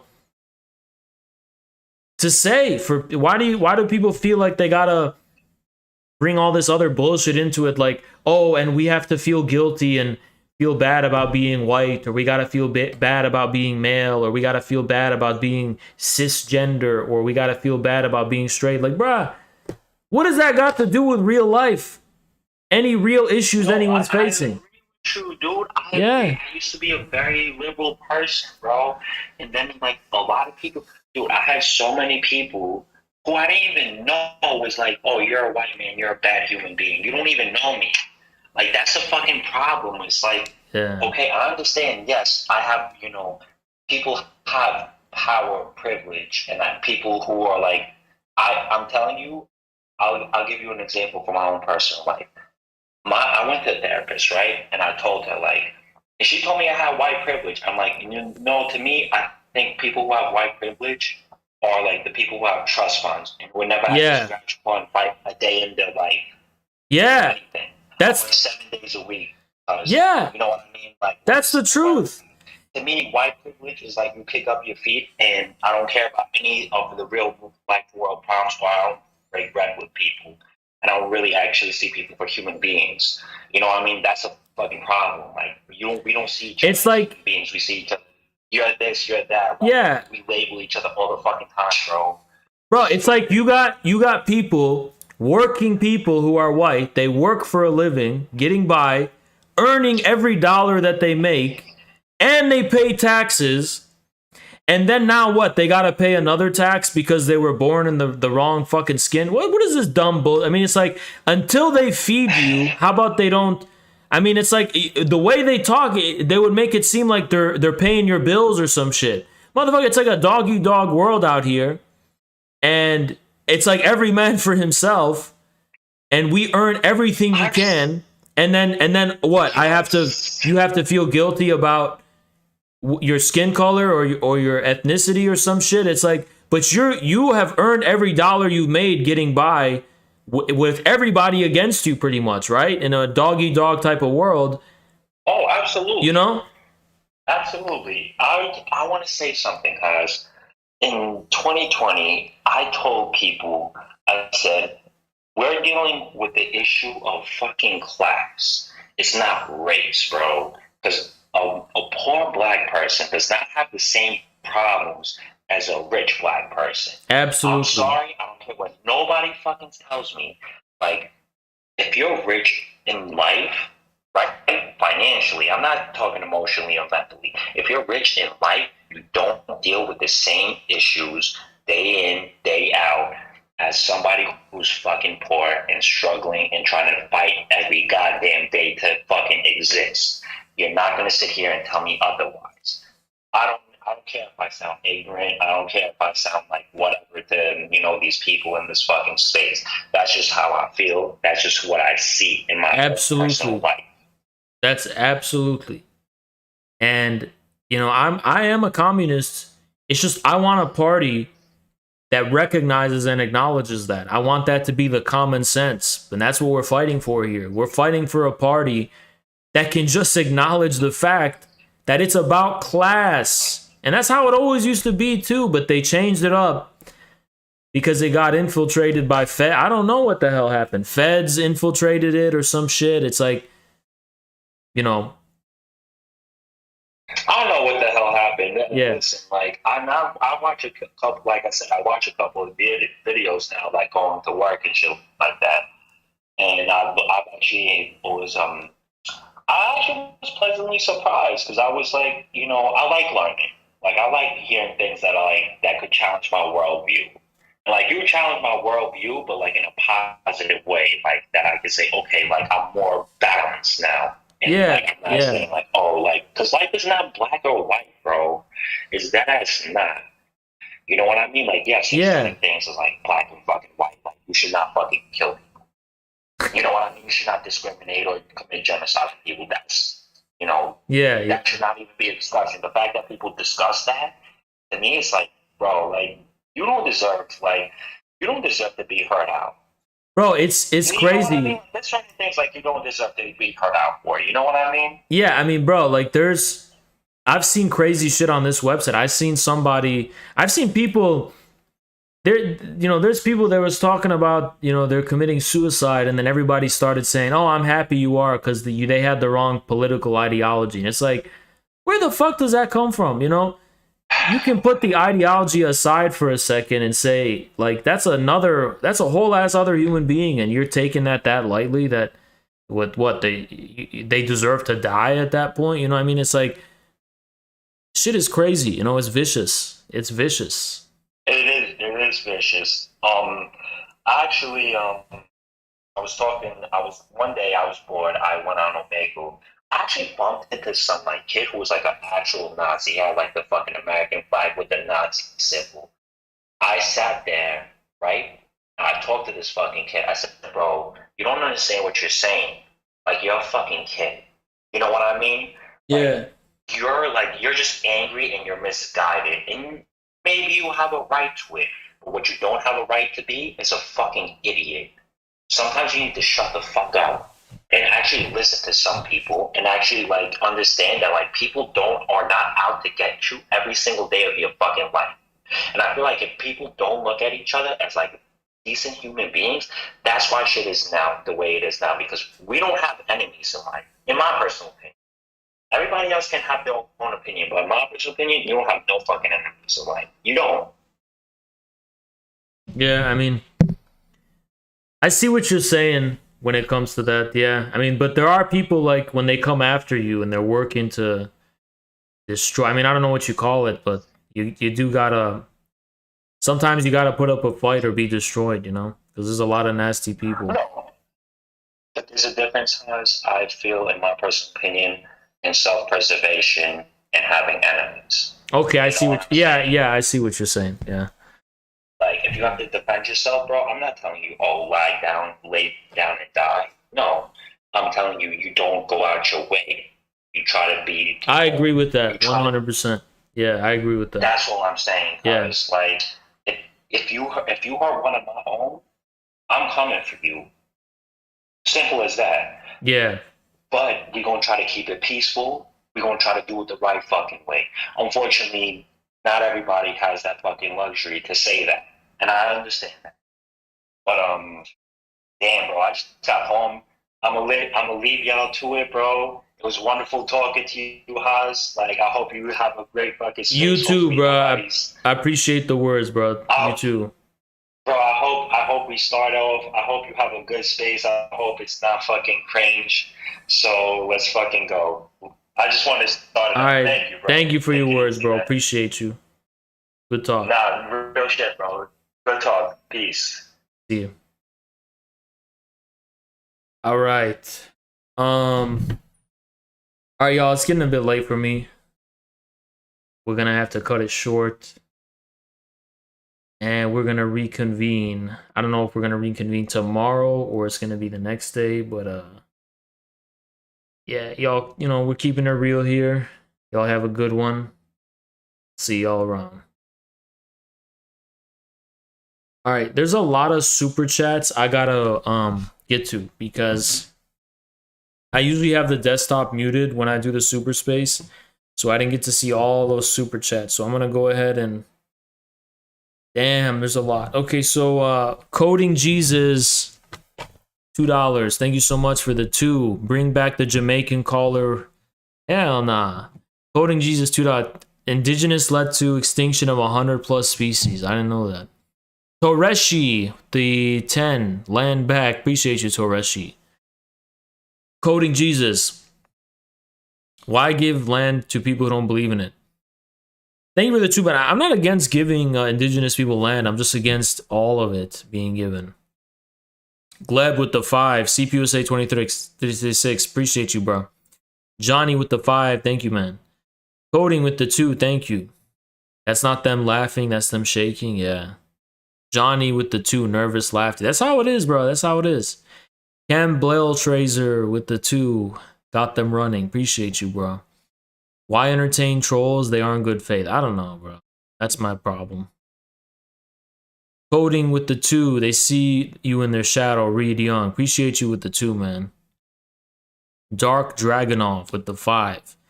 These tools are just clones of their boomer parents. They paid for their school. Yeah. Chem Trailblazer with the 5. What about Australia? What about Palestine? Yeah. True. Adam M. Believe it or not, many Native Americans are actually very patriotic. True! A lot of people don't know that. Jackson. I missed that one with the 5. Haas, straight white man who loves cops, specifically SWAT teams. I plead guilty to that one. You know what I'm saying? One day I'm going to tell y'all what that means. Y'all still don't know what that means. I'm going to tell you what it means. Adam M with the 2. Avocado toast communist. Morlock with the 2. Post-Marxism sucks. I agree. I think that's it. We got through all of it. All right, y'all. So let me tell you how it's going to be. I'm going to see my family tomorrow. I haven't seen them in weeks. I got to go see my family. So tomorrow, no stream. But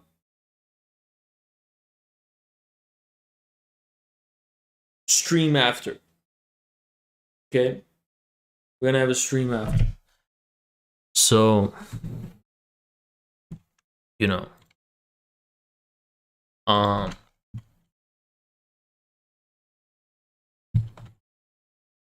That's is how it is. Hey. I just wanna say goodbye. Goodbye to the people who hated on me. Goodbye to the people who loved me. Goodbye to the people who trusted me. Goodbye, goodbye to everybody. Goodbye to the people who hated hated on me. Goodbye to the people who loved me. Goodbye to the people who trusted me. Goodbye, goodbye to everybody. Now I need some changes in my life. Now I need to move on in life. Now it's time to say goodbye. Goodbye, goodbye to everybody. Goodbye to the people who hated on me. Goodbye to the people who loved me. Goodbye to the people who trusted me. Goodbye, goodbye to everybody. Goodbye to the people who hated on me. Goodbye to the people who loved me. Goodbye to the people who trusted me. Goodbye, goodbye to everybody. I'm thinking deeply right now. My life with you.